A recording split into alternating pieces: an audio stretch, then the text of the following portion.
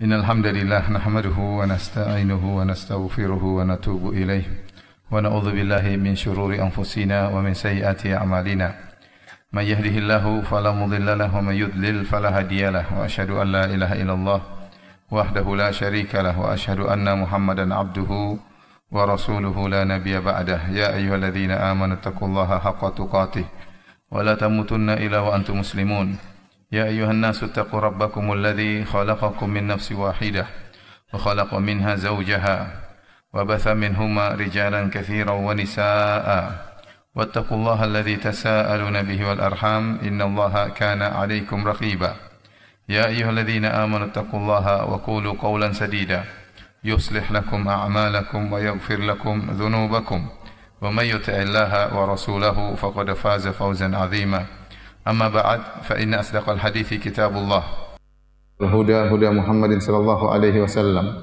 وشر الأمور محدثاتها وكل محدثة بدعة وكل بدعة ضلالة وكل ضلالة في النار. Hadirin dan hadirat, ikhwan dan akhwat yang dirahmati oleh Allah Subhanahu wa taala, puji dan syukur kita panjatkan kepada Allah Subhanahu wa taala atas segala limpahan karunia dan kenikmatan yang terus-menerus Allah berikan kepada kita. Kita berharap semoga Allah Subhanahu wa taala menjadikan kita adalah hamba-hamba yang pandai bersyukur kepada Allah Subhanahu wa taala. Jangan menjadi seorang hamba yang hanya mengingat keburukan, mengingat musibah dan lupa dengan sekian banyak kenikmatan yang Allah berikan kepada kita. Ya. Sebagaimana Allah Subhanahu wa taala sebutkan tentang sifat manusia, innal insana li rabbih lakanud. Ya.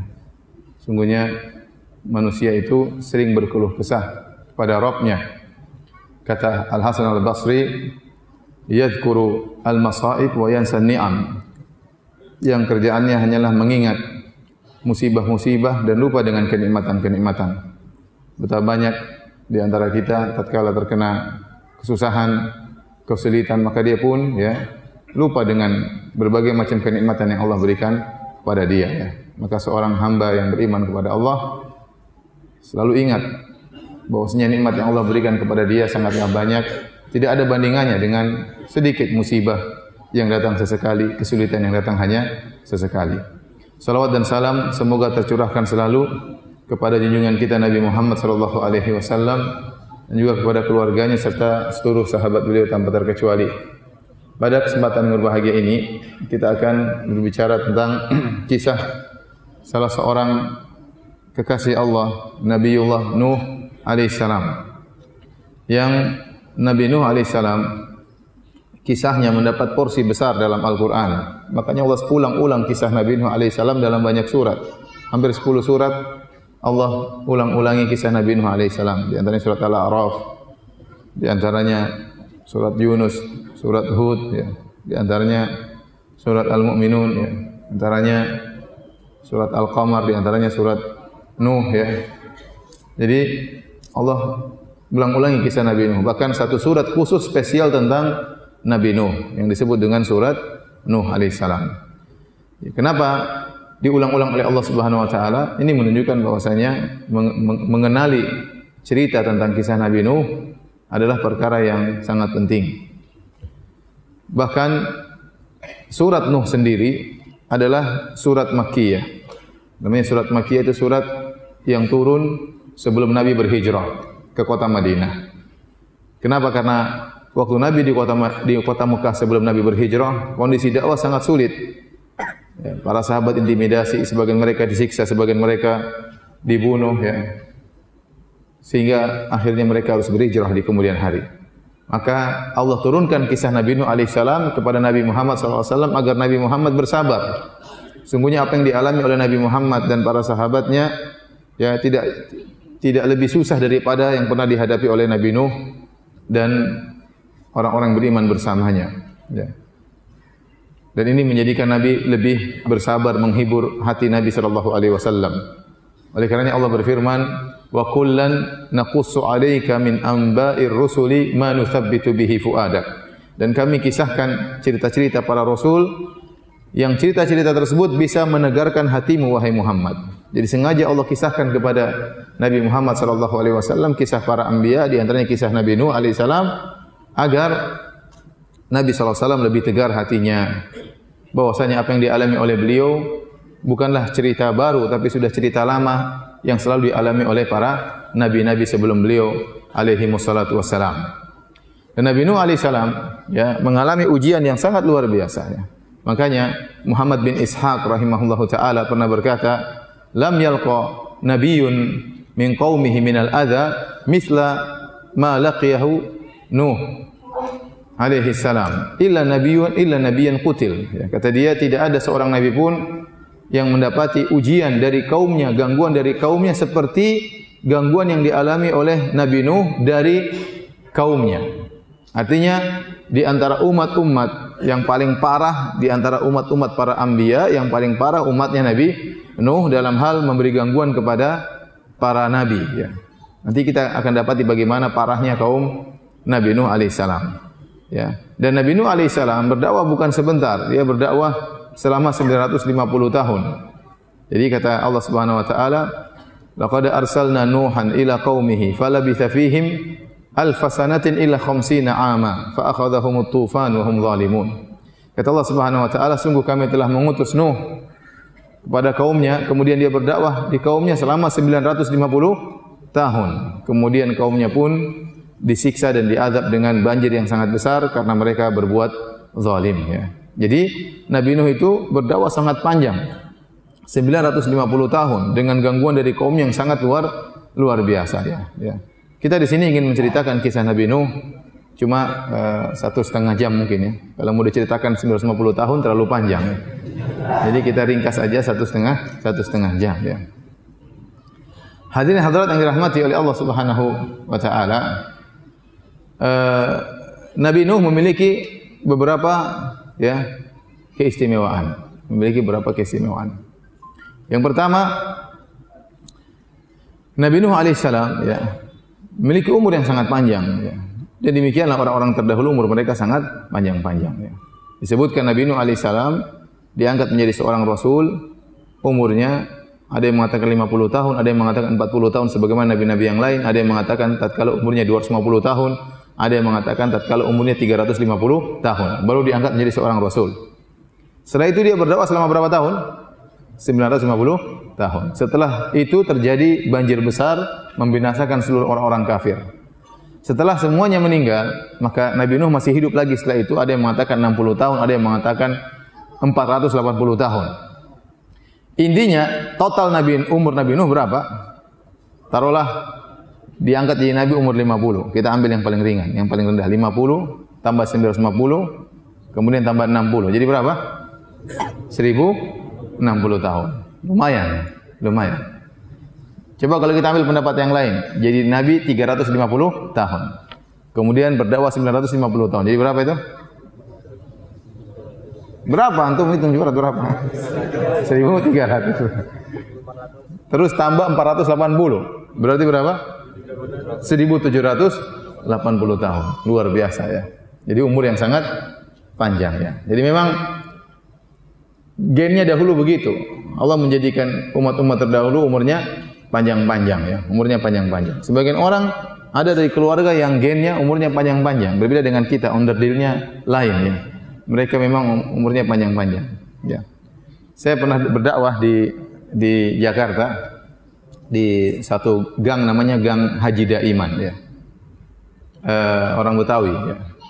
Ternyata haji tersebut ya, dia dulu pernah berdakwah di situ, usianya sampai 120 tahun baru meninggal dunia. Jadi mereka keturunan orang-orang berusia panjang.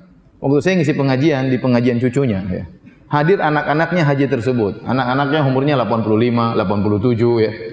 Jadi memang onderdilnya apa? Begitu ya. Jadi apa namanya? Umurnya panjang-panjang. Itu 85, 87 masih bawa mobil sendiri. Masih sehat, tidak ada gula, tidak ada apa-apa ya. Bapak mereka meninggal umur berapa? 120 tahun ya. Demikian juga Syekh Abdul Razak sering cerita, ada salah seorang murid di Universitas Islam Madinah dari Aljazair ya. Dia cerita bahwasanya keluarga mereka itu meninggal usianya panjang-panjang. Ada yang 130 tahun, ada yang 120 tahun. Akhirnya ada salah seorang dari keluarga mereka yang meninggal umur 70 tahun. Maka mereka bilang, kasihan, masih kecil sudah meninggal dunia. Jadi memang umurnya apa? Panjang-panjang. Ada orang begitu, memang umurnya panjang-panjang. Dulu Syekh Abdul Razak aja, kakeknya dulu, ya, saya masih dapati meninggal sekitar umur 100, hampir 100 tahun. Bapaknya sekarang Syekh Abdul Musin, hafizahullah ta'ala, hampir 90 tahun. Beliau masih 55-an kira-kira ya. Adapun kita, ya, biasanya 60 sekian sudah dipanggil oleh yang kuasa.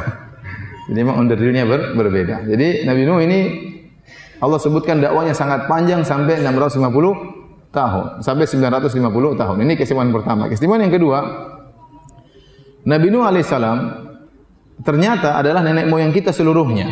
Ya. Jadi nenek moyang kita yang pertama adalah Nabi Adam alaihissalam. Nabi Adam alaihissalam. Beliau adalah Abul Bashar. Kemudian nenek moyang kedua adalah Nabi Nuh alaihissalam. Ya. Tolong merapat ya, tolong merapat. Ada yang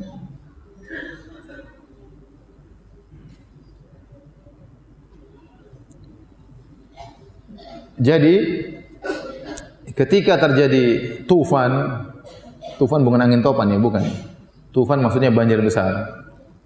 Maka seluruh manusia meninggal di atas muka bumi, yang tersisa hanyalah Nabi Nuh dan orang-orang yang Allah selamatkan, ashabus safinah, yang ada berada di atas kapal, di atas bahtera.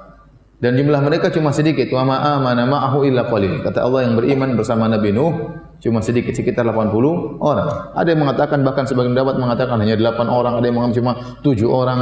Ya, ada khilaf di kalangan para ahli sejarah. Tapi pendapat banyak dikatakan jumlah mereka 80 orang. Ya. Dari orang-orang bersama Nabi Nuh, Nuh juga di atas kapal tersebut, dia bersama 3 putranya, yaitu Sam, Ham, dan Yafith. Ya. Nabi Nuh punya anak 4, Sam, Ham, Yafith, dan Yam. Yam disebut dengan Kanaan. Yam ini yang anaknya kafir yang tenggelam. Disebut oleh ahli sejarah dengan Yam, orang-orang ahlul kitab mengatakan Kanaan. Maka tatkala mereka diselamatkan oleh Allah Subhanahu wa taala, seluruhnya tidak punya anak keturunan, atau anak keturunan mereka meninggal, tidak berlanjut. Yang berlanjut anak keturunannya cuma anak keturunan Nabi Nuh alaihissalam. Dalilnya apa? Allah berfirman dalam Al-Qur'an, wa ja'alna dzurriyyatahu humul baqin. Kata Allah, kami jadikan anak keturunan Nabi Nuh itulah yang tersisa. Itulah yang tersisa di atas muka bumi ini. Jadi kita semua ini adalah keturunan Nabi Nuh alaihissalam. Sebagaimana kita semua ini adalah keturunan Nabi Adam alaihissalam. Dan Nabi Nuh anaknya yang hidup 3 orang, Sam, Ham, dan Yafith. Sam disebut dengan Abul Arab, seluruh orang-orang Arab keturunan Sam. Kemudian Ham, kata sebagian mereka mengatakan Abu Rum, seluruh orang-orang Romawi keturunan Ham. Jadi orang-orang Eropa semua keturunan apa? Ham. Orang-orang Arab semua keturunan Sam. Yafith adalah keturunan orang-orang Habasyah, Ethiopia, orang-orang Sudan, semuanya keturunan apa? Yafith. Nah, antum saya enggak tahu keturunan yang mana. Tapi salah satu daripada 3 ini ya. Ya, dari 3 ini beranak pinak akhirnya muncullah antum-antum ini ya. Jadi karena kita tahu Nabi Nuh alaihissalam adalah nenek moyang kita bersama ya, maka sebenarnya kita harusnya tertarik mendengar cerita tentang nenek moyang kita. Karena kita bercerita tentang leluhur kita bersama, dialah Nuh alaihissalam. Ini keistimewaan berikutnya dari Nabi Nuh. Keistimewaan yang lain dari Nabi Nuh alaihissalam ya, Allah sebutkan Nabi Nuh alaihissalam diberi pujian oleh Allah dengan pujian abdan syakura, hamba yang pandai bersyukur. Kata Allah Subhanahu wa taala, "Dzurriyyata man hamalna ma'a Nuh, innahu kana 'abdan syakura." Dialah Nuh abdan syakura, hamba yang pandai bersyukur. Dan ini diketahui oleh manusia kelak pada hari kiamat tatkala di padang mahsyar. Sebagaimana dalam hadis Asy-Syafa'ah Al-Uzma, hadis yang masyhur, tatkala di hari kiamat kelak, tatkala manusia dibangkitkan di padang mahsyar dengan jarak matahari 1 mil, maka keringat mereka bercucuran, mereka dalam kondisi kepayahan, mereka menanti-nanti kapan Allah datang untuk memulai persidangan. Dan inilah kondisi yang sangat berat. Ya, ibarat seorang mau disidang, sekelompok orang mau disidang, tetapi ruang persidangan masih ditutup. Mereka disuruh tunggu di luar sementara matahari sangat panas. Maka mereka ingin segera dimulai persidangan. Maka datanglah manusia dengan penuh kepayahan dan kesulitan menuju kepada Nabi Adam alaihissalam. Kemudian mereka mengatakan, "Ya Adam, anta abul bashar, khalaqakallahu biyadaihi wa asjada laka malaikatahu askanakal jannah." Wahai Adam, engkau adalah nenek moyang manusia. Manusia yang pertama adalah engkau. Allah ciptakan engkau dengan kedua tangannya. Allah menyuruh malaikat untuk sujud kepadamu. Allah menempatkan engkau di surga. Ya. Kemudian kata mereka, "Ama tara ma nahnu fihi wa ma balaghana." Tidakkah kau lihat bagaimana kondisi kami di padang mahsyar ini? Tidakkah kau lihat kepayahan yang kami rasakan? Ala tashfa' lana ila rabbik. Tidakkah kau beri syafaat bagi kami di sisi Rabbmu? Maka Nabi Adam alaihissalam kemudian berkata, "Inna rabbi qad ghadiba al-yawma ghadaban lam yaghdab mithlahu qablahu wala ba'dahu." Sungguhnya Rabbku hari ini sedang sangat murka. Tidak pernah Allah murka sebelumnya seperti ini dan Allah tidak akan murka setelahnya seperti ini. Wa qad nahani 'an syajarah, dan sungguhnya ya Allah telah melarangku untuk mendekati sebuah pohon dan aku mendekati dan melanggar larangan Allah Subhanahu wa taala. Jadi Adam alaihissalam minta uzur, tidak bisa memberi syafaat karena dia pernah melakukan kesalahan. Adam berkata, "Nafsi nafsi, jiwaku jiwaku, diriku juga butuh syafaat, bukan kalian saja, saya juga butuh syafaat." Nabi Adam berkata, "Idhabu ila ghairi," pergilah kepada nabi yang lain. "Idhabu ila Nuh," kata Adam, pergilah kalian kepada Nabi Nuh. Ya. Orang-orang pun meninggalkan Nabi Adam di padang mahsyar, maka mereka berjalan menuju kepada Nabi Nuh alaihissalam. Kemudian mereka bertemu dengan Nabi Nuh. Mereka berkata, "Ya Nuh, anta awalur rusuli ila ahli al-ard." Engkau adalah rasul yang pertama yang Allah utus ke atas muka bumi. Wa qad sammaka Allahu 'abdan syakura, dan Allah telah menamakan engkau dengan hamba yang pandai bersyukur. Jadi mereka tahu keistimewaan Nabi Nuh. Sammaka Allahu 'abdan syakura, Allah telah menamakan engkau dengan hamba yang pandai bersyukur. Ala tara ma nahnu fihi, tidakkah kau lihat bagaimana kondisi kami, wa balagana, kesulitan yang kami hadapi. Ala tasfa' lana ila rabbik, tidak kau beri syafaat bagi kami di sisi Rabbmu. Nabi Nuh sama mengatakan, Rabbku sedang murka, tidak pernah murka seperti ini sebelumnya dan tidak akan murka seperti sesudahnya. Kemudian Nabi Nuh berkata, "Nafsi nafsi, jiwaku juga butuh syafaat, jiwaku juga butuh syafaat. Idhabu ila ghairi," pergilah kepada nabi yang lain.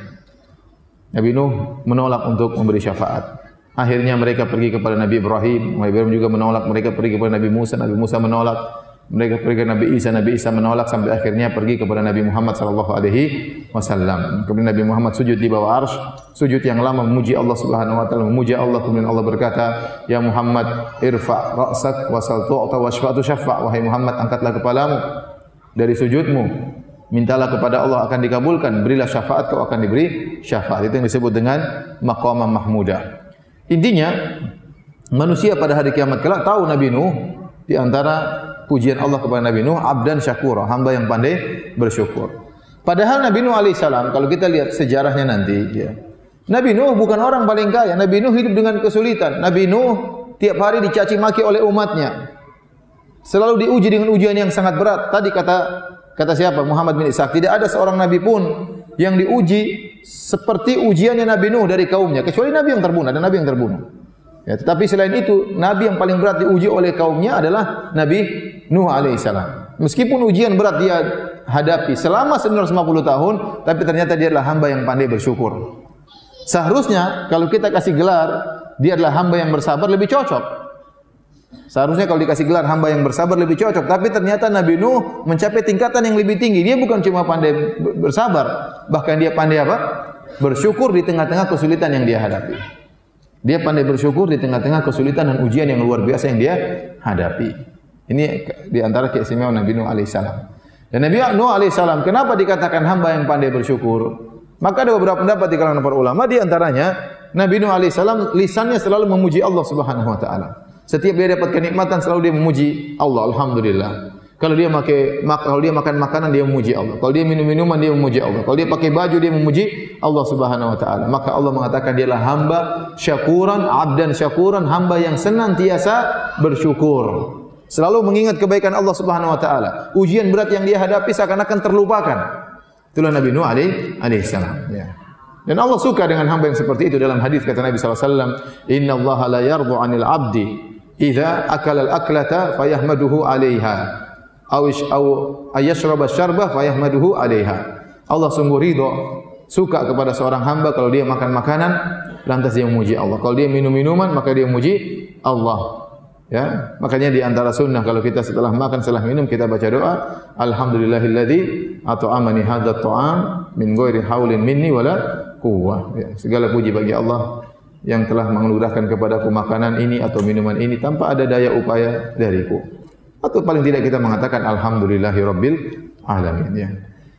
Ini di antara keistimewaan Nabi Nuh. Di antara keistimewaan Nabi Nuh alaihissalam yang lain, Nabi Nuh alaihissalam adalah Rasul yang pertama yang Allah utus ke atas muka bumi. Rasul yang pertama. Jadi antara Nabi Nuh dengan Nabi Adam atau Nabi Adam dengan Nabi Nuh ada 10 kurun. Dan tidak diutus Rasul kecuali Nuh alaihissalam. Kata Ibnu Abbas radhiyallahu anhuma, kana baina Adam wa Nuhin asyratu qurun wa kanu 'alal Islam. Kata Ibnu Abbas, jarak antara Nabi Adam dengan Nabi Nuh 10 kurun dan seluruhnya di atas Islam, belum ada kesyirikan. Seluruhnya di atas Islam. 10 kurun ini maksudnya apa? Ada yang berpendapat 10 kurun maksudnya satu kurun adalah 100 tahun. Berarti kalau 10 kurun 1000 tahun, berarti jarak antara Nabi Adam dengan Nabi Nuh adalah 1000 tahun. Ini pendapat. Pendapat yang lain disebutkan juga oleh Ibnu Katsir rahimahullahu taala bahwasanya qarn bisa dimaksudkan adalah generasi. Antara Nabi Adam dengan Nabi Nuh ada 10 generasi. Dan satu generasi umurnya panjang-panjang. Lihat aja Nabi Nuh saja sampai 1000 tahun lebih. Ya. Dan tidak tahu umat-umat sebelum Nabi Nuh mungkin lebih panjang lagi umurnya. Ya. Oleh karenanya, kalau demikian makna qarn adalah generasi, berarti jarak antara Nabi Adam dan Nabi Nuh bisa ribuan tahun. Banyak. Ya. Mungkin 10.000, mungkin lebih. Kalau satu generasi saja 1000 tahun, apalagi 10 generasi. Dan selama itu belum ada Rasul yang diutus. Padahal telah terjadi kemaksiatan, padahal telah terjadi pembunuhan. Di antara maksiat yang terjadilah terbunuhnya Habil oleh Qabil. Ya. Sebagaimana Allah sebutkan dalam Al-Quran, dalam surat Al-Ma'idah. Watlu alaihim naba'a bani Adam bil haqqi id qarraba qurbanan fatuqabbala min ahadihima wa lam yutaqabbal min al-akhar qala la aqtulanna qala innama yataqabbalu Allahu minal muttaqin la in basatta ilayya yadaka litaqtulani ma ana bibasiti yadi li aqtulak. Ya. Kata Allah, bacakanlah kepada mereka tentang kisah dua bersaudara Qabil dan Habil yang mereka berdua menyerahkan korban kepada Allah Subhanahu wa taala, maka korban diterima oleh Allah dari Habil dan tidak diterima dari Qabil. Akhirnya Qabil hasad kepada Habil. Ya. Padahal mereka bersaudara kandung. Ya. Saking hasadnya dia berkata, la aqtulannak, sungguh aku benar-benar akan bunuh engkau wahai adikku. Dia ingin bunuh adiknya sendiri. Maka adiknya berkata, innama yataqabbalullahu minal muttaqin. Ya, korban itu diterima dari orang yang bertakwa. Ya. Akhirnya kata dia, la in basatta ilayya yadaka litaqtulani. Kalau kau ingin membunuhku, aku tidak akan membalas. Silakan bunuh aku. Akhirnya kakaknya bunuh dia. Ini antara maksiat yang terjadi setelah Nabi Adam tiada, ternyata kakak membunuh adiknya. Berarti maksiat pembunuhan sudah terjadi. Dan mungkin ada maksiat-maksiat yang lain. Ada mungkin pemerkosaan atau ada perzinahan atau ada pencurian, pembunuhan saja terjadi. Tetapi selama ribuan tahun tersebut Allah belum mengutus seorang rasul. Kapan seorang rasul diutus oleh Allah? Tatkala muncul kesyirikan. Dan kesyirikan yang pertama kali terjadi di alam semesta adalah kesyirikan yang terjadi di zaman kaumnya Nabi Nuh alaihissalam. Maka saat itulah Allah mengutus Nabi Nuh alaihissalam. Apa kata Allah Subhanahu wa taala menceritakan tentang perkataan kaum Nabi Nuh dalam surat Nuh? Kata Allah, wa qalu la tadharunna alihatakum wa la tadharunna waddan wa la suwa'an wa la yaghutha wa ya'uqa wa nasra wa qad adallu katsira. Para kaum Nabi Nuh saling mengingatkan di antara mereka untuk bersabar menyembah tuhan-tuhan mereka. Jadi bersabar dalam kesyirikan, sabar menyembah syirik. Kata mereka, jangan sekali-sekali kalian meninggalkan Wat, Suwa, Yaguth, Ya'uq, Nasr. 5 Tuhan kita ini jangan ditinggalkan. Sembah terus 5 Tuhan kita ini. Jadi mereka sering mewasiatkan. Nah, siapakah 5 orang ini? Dijelaskan oleh Ibnu Abbas radhiyallahu anhu dalam Sahih Al-Bukhari, ya. Ibnu Abbas berkata, "Haula'i asma'u rijalin salihin min qaumi Nuh." Ini 5 orang inilah nama orang-orang soleh di zaman Nabi Nuh alaihissalam. Falamma matu, tatkala 5 orang soleh ini meninggal dunia, auha syaitan ila qaumihi, maka syaitan memberi wahyu, membisikkan kepada kaum Nabi Nuh, anin sabu ila majalisihim allati kanu yajlisuna fiha ansaba wa sammuha bi asma'ihim. Kata syaitan ingin menggoda manusia, menjerumuskan kepada kesyirikan, tapi syaitan melalui tahapan. Tahapan pertama disuruh bangun dulu patung-patung. Kata syaitan, bangun patung-patung di tempat biasa mereka duduk-duduk bermajelis, kemudian namakan patung-patung tersebut dengan nama-nama orang-orang saleh tersebut. Tujuannya apa? Agar termotivasi orang kalau lihat patung orang soleh tersebut semangat beribadah, ingat ketakwaan mereka, memotivasi masyarakat untuk beribadah kepada Allah. Fafa'alu walam tu'bad, maka mereka pun bangun patung-patung, mereka namakan dengan nama-nama orang soleh tersebut, namun patung-patung tersebut belum disembah. Kapan disembah? Tahapan berikutnya oleh syaitan. Falamma halaka ulaik wa nusiyal ilmu ubidat. Tatkala generasi pertama yang bangun patung-patung tadi meninggal dunia, muncul generasi-generasi berikutnya, dan generasi-generasi berikutnya tidak tahu tujuan dibangun patung ini untuk memotivasi.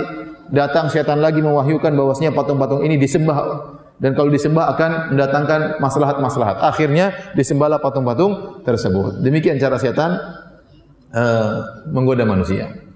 Jadi ternyata kesyirikan pertama kali terjadi di alam semesta adalah di zaman Nabi Nuh alaihissalam. Sehingga Allah pun mengutus Nabi Nuh alaihissalam. Dan ternyata sebab terjadi kesyirikan di alam semesta adalah karena mengkultuskan orang-orang soleh. Mengkultuskan orang-orang soleh. Berlebih-lebihan. Gulu fi salihin. Berlebih-lebihan terhadap orang-orang soleh. Dan ini yang telah disebutkan oleh Ibnu Hajar rahimahullah bahwasanya sebab utama terjadi kesyirikan di alam semesta ini adalah terlalu berlebih-lebihan kepada orang soleh. Dan ini benar. Ya, kalau kita berbicara tentang berbagai macam kesyirikan di alam semesta adalah sebabnya karena bersikap mengkultuskan orang-orang soleh. Contoh kaum Nabi Nuh. Siapa? Wad, Suwa, Yaguth, Ya'uq, Nasr. Ini orang soleh. Dikultuskan, akhirnya lama-lama disembah. Contoh kesyirikan terjadi di zaman Nabi Muhammad SAW. Siapa yang disembah? Di antara yang disembah adalah Lata. Dan Lata ini kata Ibnu Abbas dalam Sahih Al-Bukhari juga, kana yalitu sawiqa lil hujjaj. Dia adalah orang yang saleh, yang dahulu waktu masih hidup sering membuat adonan makanan dibagi-bagikan kepada jemaah haji gratisan. Dia bagi makan kepada jemaah haji. Tatkala dia meninggal maka dibangunlah patung di atas kuburannya, akhirnya disembah. Lihat orang saleh juga. Waktu mereka masih hidup, Lata waktu masih hidup belum disembah. Wat, Suwa, Yaguth, Ya'uq, Nasr waktu masih hidup juga belum disembah. Kapan mereka disembah? Tatkala sudah meninggal dunia. Syaitan menggoda, akhirnya mewahyukan, akhirnya disembah setelah mereka meninggal dunia. Contoh lain, contohnya Nabi Isa alaihissalam. Nabi Isa alaihissalam, orang yang sangat soleh, Nabi yang sangat soleh. Waktu dia masih hidup tidak ada yang menyembah Nabi Isa alaihissalam. Tidak ada dari hawariyin, dari sahabat-sahabat Nabi Isa yang menyembah Nabi Isa alaihissalam. Kapan Nabi Isa disembah? Tatkala diangkat oleh Allah, baru kemudian disembah. Setelah dia tiada, baru disembah oleh orang-orang Nasara yang jumlah mereka sekarang miliaran. Jumlah mereka sekarang apa? Miliaran. Di atas kesyirikan yang disebut oleh Allah ad-dhalin, orang-orang yang sesat. Kita bicara tentang Buddha, Siddhartha Gautama. Waktu dia masih hidup belum disembah. Tidak ada sahabat-sahabat Buddha yang menyembah Buddha. Apalagi para tabi'in dari tidak ada yang menyembah Buddha. Ya. Oleh karenanya ada risalah S3 disertasi di Universitas Islam Madinah yang tulis orang Thailand, kakak kelas saya. Dia tulis tentang hakikat dari agama Buddha. Dia sebutkan waktu Buddha masih hidup, berdasarkan literatur sejarah, tidak ada yang menyembah Nabi Buddha, tidak ada yang menyembah Buddha. Dan Buddha tidak pernah mengaku sebagai Tuhan, dan dia tidak pernah menciptakan pohon, tidak pernah menciptakan hewan. Dia hanyalah orang bijak yang menyampaikan nasihat-nasihat yang indah. Waktu dia masih hidup tidak ada yang sembah. Tatkala dia sudah meninggal baru apa? Baru disembah. Baru disembah oleh kaumnya. Ya. Dan demikianlah kesyirikan-kesyirikan yang ada. Ya. Banyak wali-wali yang disembah, sunan-sunan disembah, didatangi, dimintai doa dan macam-macamnya, berdoa meminta kepada penghuni kubur setelah mereka meninggal dunia. Setelah mereka meninggal dunia. Oleh karena dari sini kita tahu kenapa Nabi sallallahu alaihi wasallam sangat keras dalam masalah kuburan. Karena Nabi melarang segala sarana-sarana yang bisa mengantarkan kepada pengkultusan terhadap orang soleh yang akhirnya disembah. Ya, maka Nabi SAW melarang kuburan ditinggikan. Rasulullah SAW melarang kuburan di semen. Rasulullah SAW melarang kuburan ditulisi. Rasulullah SAW melarang kuburan dikasih lampu. Rasulullah SAW melarang solat ke arah kuburan. Ini semua perkara bukan syirik. Meninggikan kuburan, menulisin kuburan, kasih tanah mengkapuri kuburan, menyemen kuburan. Ini bukan syirik. Solat ke arah kuburan juga bukan syirik. Tapi ini dilarang karena khawatir mengantarkan kepada hal-hal tersebut. Ya. Namun kata Ibnul Qayyim rahimahullah, seluruh larangan Nabi tentang kuburan dilanggar oleh kaum muslimin. Dilanggar oleh kaum muslimin. Ya. Oleh karenanya Al-Imam Asy-Syaukani rahimahullah menyebutkan dalam kitabnya Syarhus Sudur, disebutkan, antum bayangkan ada seorang masuk ke kuburan orang soleh. Kemudian kuburan ini ternyata tinggi, ditinggikan. Kemudian dilapisi dengan sitar, dengan kain, ditulis tulisan kaligrafi. Kemudian dikasih dupa-dupa, kemudian dikasih lampu. Ya, kemudian ada orang baca Quran sekitarnya. Kalau orang datang, apa perasaan dia? Ini jangan-jangan mayat ini bisa beri manfaat, bisa beri mudarat. Timbul keyakinan tersebut muncul dengan sendirinya, apalagi orang-orang awam. Akhirnya para orang minta kepada penghuni kubur tersebut. Akhirnya itu kesyirikan yang dilarang. Jadi itu banyak terjadi. Banyak orang-orang datang ke kuburan kemudian minta kepada kuburan. Kalau menziarahi kuburan bagus. Menziarahi kuburan tujuannya apa? Untuk mengingat kematian, untuk mendoakan penghuni kubur. Itu tujuan ziarah kubur yang sunnah. Tujuannya untuk mengingat kematian agar kita ingat bahwasanya kita akan meninggal seperti dia. Yang kedua untuk mendoakan penghuni kubur. Sebagaimana para sahabat yang masih hidup datang ke kuburan syuhada Uhud mendoakan para syuhada Uhud. Bukan minta-minta kepada mereka. Namun ternyata syariat yang indah ziarah kuburan ini terkadang berubah. Orang-orang datang bukan mendoakan penghuni kubur, malah minta-minta kepada penghuni kubur.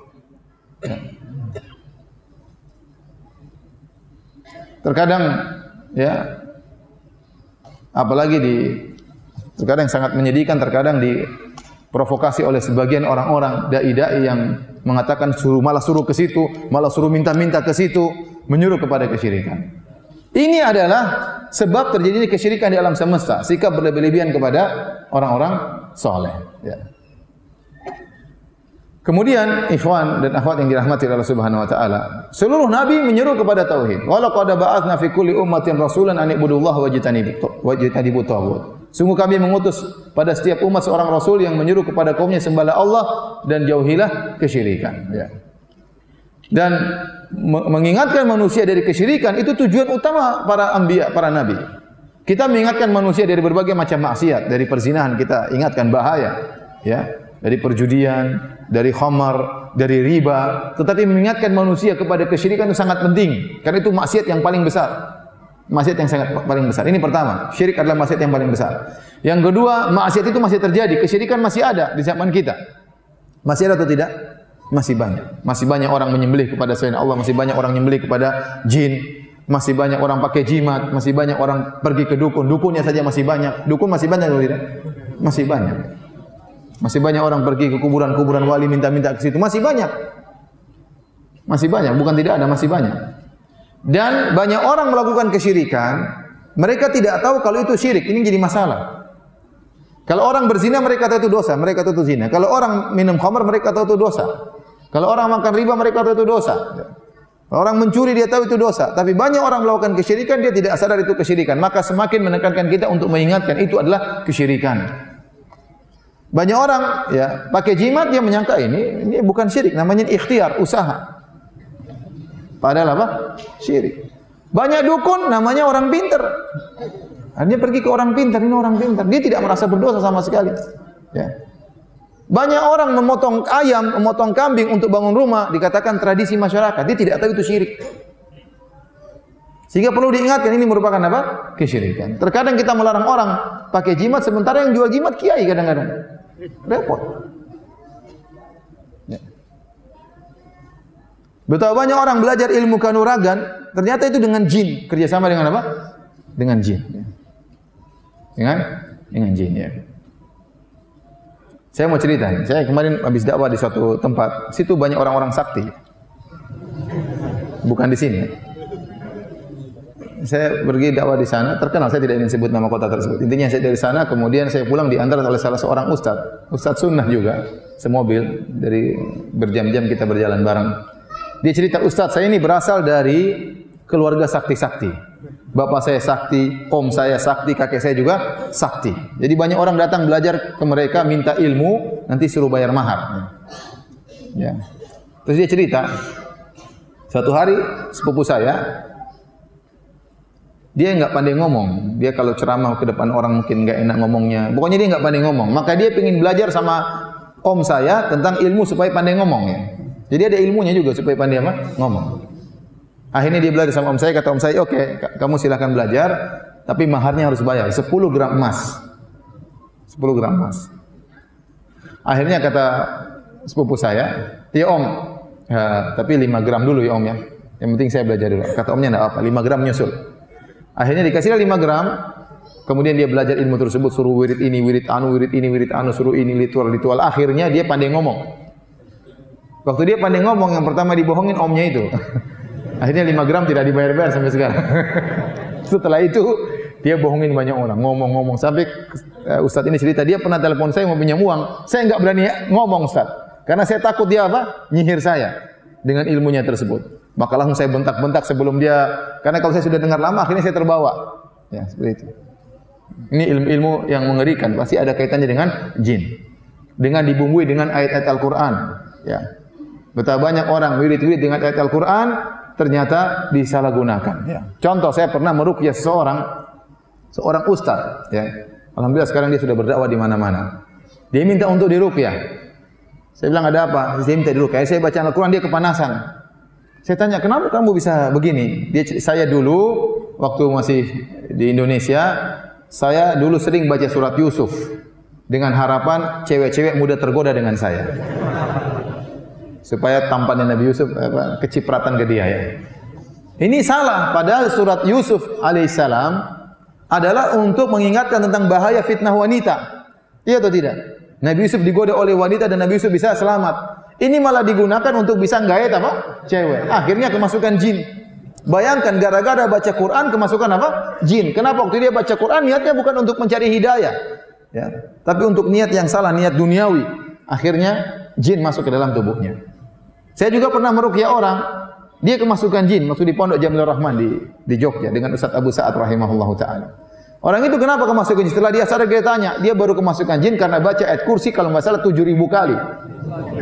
Ayat kursi yang harusnya mengusir setan malah buat dia kemasukan apa? Setan.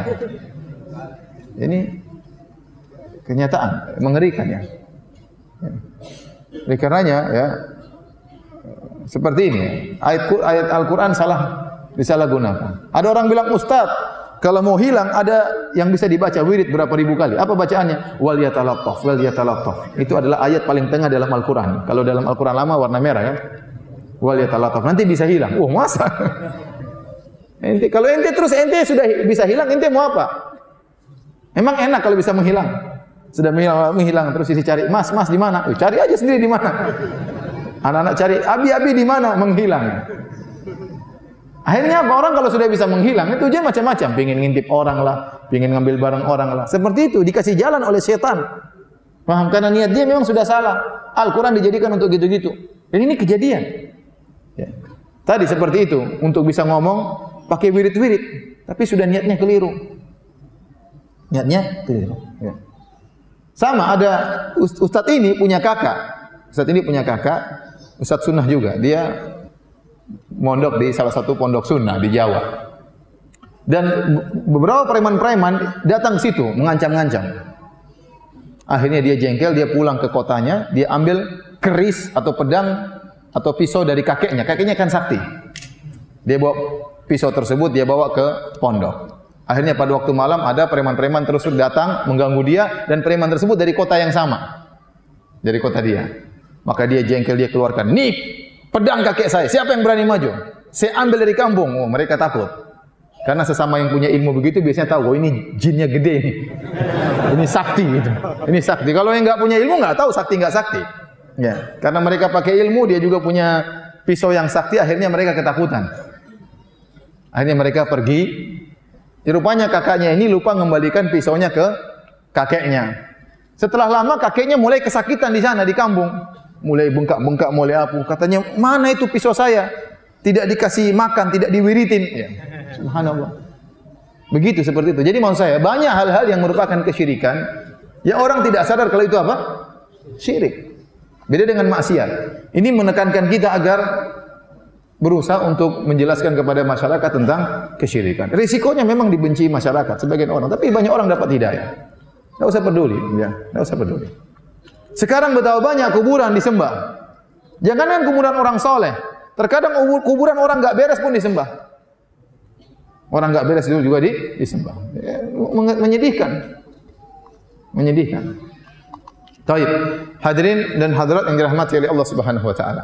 Maka tatkala terjadi kesyirikan, Allah pun mengutus Nabi Nuh alaihissalam untuk melarang kesyirikan tersebut. Bagaimana tentang cerita dakwah Nabi Nuh alaihissalam kepada kaumnya dan apa saja godaan-godaan, ujian-ujian yang dihadapi oleh Nabi Nuh alaihissalam. Sebelum kita menyebut tentang kisah tersebut, saya ingin menyampaikan ya, salah satu kisah yang diingkari oleh orang-orang liberal adalah kisah Nabi Nuh alaihissalam.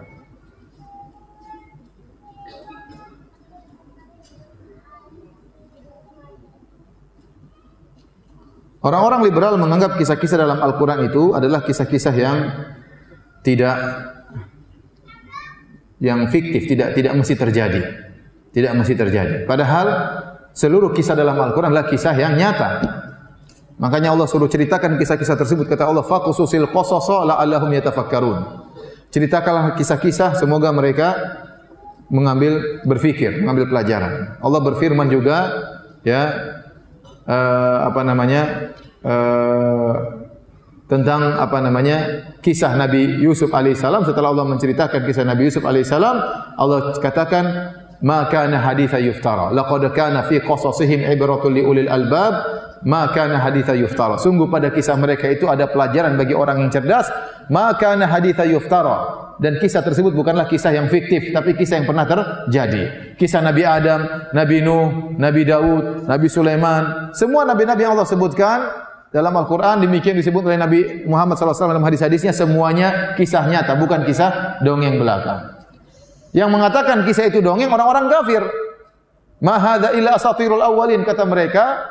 Inilah dongeng-dongeng orang terdahulu, orang-orang kafir dahulu, orang musyrikin Arab dahulu menamakan Al-Quran dengan apa? Dongeng orang-orang terdahulu. Ternyata perkataan orang musyrikin ini diulangi lagi oleh orang liberal zaman sekarang.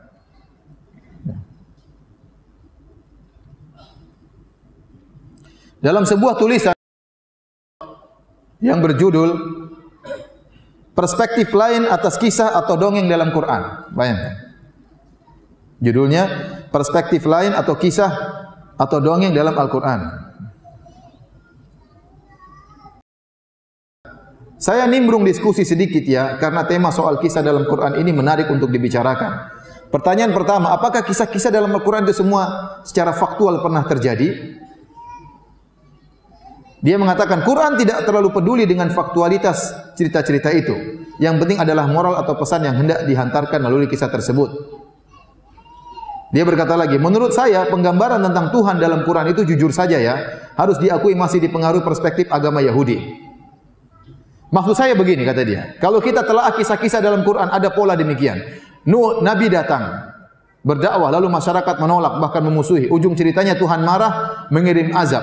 Azab yang buat saya paling mengerikan adalah banjir Nuh. Di antara yang dia ingkari kisah Nabi Nuh alaihissalam. Azab ini secara nurani dan akal sehat sangat mengganggu. Jadi kisah Nabi Nuh tidak sesuai, menurut dia tidak sesuai dengan akal sehat. Menyelisih nurani dia. Kita bilang akal dia yang sakit, nurani dia yang enggak beres, paham?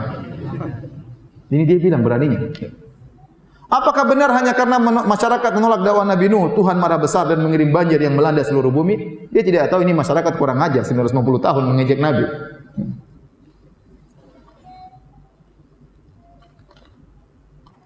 Kata dia, Quran memberikan restu atas konsep Tuhan pendendam. Mengerikan.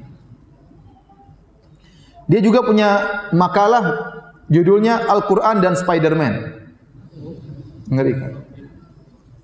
Dia membandingkan antara cerita dalam Al-Quran dongeng Spider-Man dan film-film Hollywood lainnya dengan kisah dalam Al-Quran. Jadi menurut logika tokoh liberal ini, ya, bahwasanya kisah-kisah dalam Al-Quran itu enggak nyata. Allah hanya ingin menyampaikan pesan moral dalam kisah-kisah tersebut. Contoh ibarat seperti seorang ibu ingin mengajarkan kecerdikan atau kecerdasan kepada anaknya, sebelum tidur ibu tersebut cerita tentang kisah kancil dan buaya. Yang kisah tersebut tidak pernah terjadi, tetapi ada pesan yang ingin disampaikan. Paham? Paham tidak? Seperti mungkin ada kisah tentang misalnya sang puri yang dirubah jadi apa? Batu. Mungkin tidak pernah terjadi, tapi ada kisah agar orang-orang tidak durhaka kepada ibunya. Ya, seperti itu. Namun kisah ini tidak terjadi. Kenapa? Menurut ulil absar, secara akal sehat dia, akal sakit dia, ya, bahwasanya cerita Nabi Nuh tidak masuk akal, kata dia. Sebenarnya kenapa dia menolak kisah-kisah ini? Karena kisah-kisah para nabi bertentangan dengan pemahaman liberal. Orang-orang liberal mengatakan masalah agama tidak boleh kita intervensi. Ini adalah hak yang paling privasi. Tidak boleh ente mengajarkan agama ente kepada orang lain. Menurut mereka semua agama masuk apa? Surga. Semua agama masuk surga. Sementara nabi-nabi tidak. Nabi-nabi menegur kaumnya yang melakukan kesyirikan, didakwahi terus sampai 950 tahun. Kalau menurut versi pandangan orang liberal, Nabi Nuh kok maksa-maksa sih? Paham? Maka cerita-cerita para nabi tersebut tidak sesuai dengan konsep liberal, menghancurkan konsep liberal dari akarnya. Maka supaya bisa menolak ini semua, dia buat sebuah cara pandang bahwasanya kisah-kisah ini hanyalah apa? Fiktif. Ini berarti menuduh Allah berbohong dong. Allah waktu sampaikan kisah-kisah ini, Allah sampaikan ini dongeng atau asli? Asli. Sementara nyata, sementara ulil absar mengatakan ini dongeng. Secara tidak langsung dia menuduh Allah adalah berdosa. Dan perkataan dia persis seperti perkataan orang-orang musyrikin Arab, asatirul awwalin. Al-Quran hanyalah dongeng-dongeng orang terdahulu. Ini mengerikan, ini kekufuran. Ya, saya tidak bosan-bosan mengingatkan hal ini karena liberal sekarang mungkin lagi redup, suatu saat akan muncul lagi. Selalu begitu. Ya, mungkin pakai baju yang baru. Namanya bukan Islam liberal lagi, mungkin pakai baju yang baru. Sekarang banyak di antara mereka memakai baju Islam Nusantara. Ya. Tidak semua liberal, tapi sebagian orang liberal memakai baju Islam Nusantara. Padahal pemikirannya tetap apa?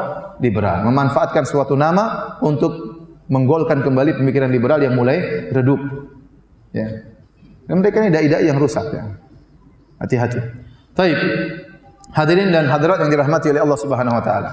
Kita ceritakan tentang kisah Nabi Nuh alaihissalam. Allah menyebut kisah Nabi Nuh dalam banyak surat, di antaranya dalam surat Al-A'raf.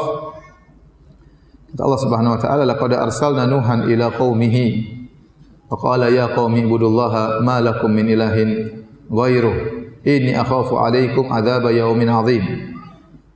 Sungguh kami telah mengutus Nuh kepada kaumnya. Kemudian dia berkata, "Ya kaumku, u'budullaha ma lakum min ilahin ghairuh." Sembahlah Allah semata dan tidak ada sembahan selain Allah. Inni akhafu 'alaikum adzab yaumin 'adzim. Aku khawatir adab yang pedih akan menimpa kalian. Qala al-mala'u min qaumihi, "Inna lanaraka fi dhalalin mubin." Maka berkatalah para pembesar-pembesar dari kaumnya Nabi Nuh, orang-orang kayanya, pejabat-pejabat tinggi, orang-orang sombong, mereka berkata, "Wahai Nuh, inna lanaraka fi dhalalin mubin." Sungguh-sungguh menurut kami engkau dalam kesesatan, bukan cuma kesesatan titik, kesesatan yang nyata. Jadi mereka ini kurang ajar. Mereka justru mengatakan Nabi Nuh berada dalam kesesatan yang nyata. Namun Nabi Nuh seorang nabi yang bersabar. Dia membalas hujatan tersebut dengan perkataan yang baik. Jadi Nabi Nuh, mereka bilang, "Nuh, ente yang sesat. Sesatnya sesat yang parah." Nabi Nuh tidak berkata, "Ente yang sesat, bukan saya." Tidak. Tapi Nabi Nuh membantah tuduhan tersebut. Nabi Nuh berkata, "Ya qaumi laisa bi dhalalatun walakinni rasulun min rabbil alamin. Uballighukum risalati rabbi wa ansahu lakum wa a'lamu minallahi ma la ta'lamun." Wahai kaumku, tidak ada kesesatan sama sekali pada diriku. Akan tapi aku adalah utusan dari Rabbul Alamin. Allah mengutusku untuk mendakwai kalian. Uballighukum risalata rabbi. Aku sampaikan kepada kalian pesan-pesan surat dari Allah Subhanahu wa taala kepada kalian. Wa ansahu lakum, dan aku ingin nasihat bagi kalian. Aku ingin kebaikan bagi kalian. Ya. Jadi yang menolak dakwah Nabi Nuh adalah para pembesar-pembesar di kaumnya. Oleh karenanya kebanyakan pengikut dari para anbiya adalah orang-orang miskin, orang-orang pembesar-pembesar, orang kaya, orang-orang para pejabat. Kesombongan mereka menghalangi mereka untuk menolak kebenaran. Ya. Kita lanjutkan, silakan yang punya Al-Quran, bawa Al-Quran, silakan buka surat Hud, surat 11 ayat 25. Ayat 25. Allah berfirman tentang kisah Nabi Nuh. Walaqad arsalna Nuhan ila qaumihi inni lakum nadhirum mubin. Sungguh kami telah mengutus Nuh kepada kaumnya dan dia berkata, aku adalah pemberi peringatan kepada kalian. Faqala al-mala'u alladhina kafaru min qaumihi ma naraka illa basyaran mithlana. Maka para pembesar-pembesar dari kaum Nabi Nuh yang mereka adalah kafir, mereka berkata, ma naraka illa basyaran mithlana. Wahai Nuh, menurut kami kamu hanyalah manusia biasa. Ya. Jadi mereka tidak mau beriman kepada Nabi Nuh, mereka menyebutkan banyak alasan. Di antara alasan mereka, Nuh, kau hanyalah seorang manusia, kami ingin ada malaikat bersamamu. Walau syaa Rabbuna la anzala malaikatan. Kalau Allah berkehendak, kata mereka, Allah akan kirim malaikat menemani engkau. Dan ini sama yang diucapkan oleh orang-orang musyrikin kepada Nabi Muhammad sallallahu alaihi wasallam. Mali hadzal rasul ya'kulu at-ta'ama wa yamshi fil aswaq laula unzila ilaihi malak fayakuna ma'ahu rasula fayakuna ma'ahu nadhira. Ya, ini rasul macam apa Muhammad ini, jalan di pasar makan makanan. Kenapa tidak diutus malaikat bersamanya memberi peringatan bersama dia? Jadi mereka mempunyai syarat, kalau kami mau beriman kepada engkau wahai Nuh, datangkan malaikat. Kami tidak mau rasul utusan dari manusia. Harus spesial, utusan berupa malaikat. Kemudian kata mereka, wa ma naraka taba'aka illa alladziina hum aradhiluna badiyar ra'yi. Dan kami melihat engkau, yang ikut kamu hanyalah orang-orang yang rendahan, orang-orang miskin. Badiyar ra'yi, dia hanya terima tanpa pikir panjang. Kalau kami tidak, itu orang-orang bodoh saja yang ikut kamu itu. Orang-orang bodoh, orang miskin, begitu kau ceramain langsung beriman, tidak pikir panjang. Kalau kami tidak, kami ini mikir dulu apa perkataanmu, kami cerna dulu dan kami tahu kamu salah. Adapun pengikut kamu itu orang bodoh, tidak ngerti. Ibnu Katsir waktu menyampaikan hujahnya orang-orang musyrik ini, Ibnu Katsir berkata, justru kalian yang enggak ngerti. Ya. Kenapa? Karena yang disampaikan oleh Nabi Nuh adalah hujah yang sangat jelas, tidak perlu pikir panjang. Kalau ada orang bilang matahari di atas, perlu pikir panjang atau tidak? Yang pikir panjang itu yang bahlul. Paham? Orang lihat matahari di atas, selesai. Ini cahaya matahari, sudah, enggak usah pikir panjang. Justru mereka ini terpuji karena mereka dengan ketulusan hati mereka tidak pikir panjang, melihat kebenaran yang sangat terang benderang dibawa oleh Nabi Nuh alaihissalam. Oleh karenanya di antara keistimewaan Abu Bakar radhiyallahu anhu, sebagian dalam datang sebagian riwayat, ya, kata Nabi SAW, tidaklah aku mendakwai seorang illa kanat lahu kabwah illa Abu Bakar. Setiap aku dakwai orang, semua orang pasti ada yang ragu-ragu, tidak ada yang langsung terima. Yang langsung terima dakwah saya cuma siapa? Abu Bakar radhiyallahu taala anhu. Tidak pikir panjang, langsung terima dakwah. Kenapa? Dakwah Nabi benar-benar jelas terang benderang. Jadi mereka mencela Nabi Nuh dengan mengatakan, yang ikut kamu wahai Nuh hanyalah orang-orang awam, orang-orang bodoh yang terima langsung. Kalau kami pikir panjang. Justru kalian yang tercela kebenaran yang jelas, ngapain pikir panjang. Taib, hadirin, ya. Kemudian kata mereka, wa ma narau lakum alaina min fadl. Dan kami tidak melihat engkau punya kelebihan di atas kami. Kau bukan orang paling kaya, Nuh. Engkau bukan orang paling kaya. Engkau punya apa kelebihan di atas kami? Kenapa kau menjadi rasul? Kenapa kau menjadi rasul? Apa kelebihanmu? Bal nadhunnukum kadzibin. Menurut kami kau pendusta wahai Nuh. Subhanallah. Mereka tidak mau terima Nabi Nuh dan mereka bikin persyaratan supaya mereka mau beriman kepada Nabi Nuh. Nabi Nuh mengatakan kepada mereka. Jadi ada tuduhan-tuduhan mereka kepada Nabi Nuh. Di antara tuduhan mereka kepada Nabi Nuh, kata mereka, in huwa illa rajulun bihi jinnatun. Sungguhnya Nuh ini hanya orang gila. Wa qalu majnunu wasdujir, kata mereka Nuh ini orang gila. Kemudian di antara tuduhan mereka, Nuh ini hanya ingin mencari dunia, ingin menjadi pemimpin. Karena dia miskin, tidak punya apa-apa, maka dia ingin memimpin orang-orang kaya. Yuridu an yatafaddala alaikum. Nuh ini hanya ingin menjadi pemimpin kalian. Caranya bagaimana supaya bisa menguasai orang kaya? Dia ngaku sebagai nabi. Jangan percaya sama Nuh. Jadi mereka ngejek Nabi Nuh. Nuh ini hanya ingin cari dunia. Ingin cari dunia, menjadi pemimpin, dapat dunia, setelah itu dia menguasai kita, dia minta dunia dari kita. Semua tuduhan dituduhkan kepada Nabi Nuh alaihissalam. Maka Nabi Nuh alaihissalam dengan sabar membantah. Kata Nabi Nuh, "Wa ya qaumi la as'alukum alaihi mala." Wahai kaumku, aku tidak minta harta kepada kalian. In ajriya illa 'ala Allah. Sungguhnya aku berdakwah, aku mengharapkan pahala dari Allah Subhanahu wa taala. Kemudian kata mereka juga, "Nuh, kalau kau ingin kami beriman, usir itu orang-orang miskin. Kami tidak ingin kami beriman kemudian bergabung sama orang miskin. Usir mereka, biar kami yang kaya-kaya saja yang beriman." Nabi Nuh tidak mau memenuhi persyaratan mereka. Kata Nabi Nuh, "Wa ma ana bitaridil ladzina amanu innahum mulaqu rabbihim walakinni arakum qauman tajhalun." Aku tidak akan mengusir orang-orang miskin yang beriman. Sungguhnya mereka akan bertemu dengan Rabb mereka. Akan tapi menurut aku kalian yang jahil, tidak mengerti. Wa ya qaumi man yansuruni minallahi in tarattum afala tadhakkarun. Wahai kaumku, wahai orang-orang kaya, kalau saya usir orang-orang miskin yang telah beriman kepadaku, Allah akan murka kepadaku. Kalau Allah murka kepadaku, siapa yang bisa tolong saya? Kemudian Nabi Nuh bantah. Kata mereka, kalau kau menjadi nabi, kau harus paling kaya. Apa keistimewaan menjadi nabi? Kau bukan paling kaya. Nabi Nuh bantah. Wala aqulu lakum indi khazainullah. Aku tidak pernah berkata kalau aku punya perbendaharaan alam semesta yang milik Allah. Itu milik Allah. Harta, emas, kekayaan milik Allah. Kalau Allah tidak kasih saya tidak punya. Bagaimana kalian maksa saya untuk menjadi orang paling kaya? Wala a'lamul ghaib. Kata mereka, wahai Nuh, kalau kau ingin jadi kami beriman kepadamu, kau harus tahu ilmu gaib. Kata Nabi Nuh, bukan syarat seorang nabi harus tahu ilmu gaib. Wala a'lamul gaib, aku tidak tahu ilmu gaib. Kata Nabi Nuh alaihissalam. Wala aqulu inni malak. Kata kalian, kalau menjadi rasul harus malaikat. Kata Nabi Nuh, wala aqulu inni malak. Aku bukanlah malaikat. Aku hanyalah manusia biasa. Dan seterusnya. Akhirnya Nabi Nuh bantah hujah-hujah mereka. Jadi mereka ini memberi persyaratan untuk beriman kepada Nabi Nuh hanya sekedar untuk debat kusir. Mereka tidak beriman. Sama seperti terjadi para nabi-nabi yang lainnya. Coba kita lihat Nabi Saleh. Nabi Saleh waktu berdakwah lama, akhirnya umatnya marah. Ya Saleh, ente dakwah-dakwah terus. Udahlah, kalau ente mau kami beriman, itu ada batu besar, keluarkan onta dari batu tersebut. Ontanya harus ukurannya sekian, warnanya begini, bunting, sudah punya anak sebentar lagi lahir. Mustahil ada onta keluar dari batu ya. Ada tumbuh dari batu saja kita aneh, apalagi ada onta keluar dari batu langsung sudah gede langsung. Tidak pakai dari kecil besar, langsung gede langsung sudah punya anak. Suaminya siapa itu onta? Tahu-tahu muncul sudah. Jadi mereka membuat persyaratan yang mustahil. Onta keluar dari batu, tahu-tahu sudah bunting, ada anaknya.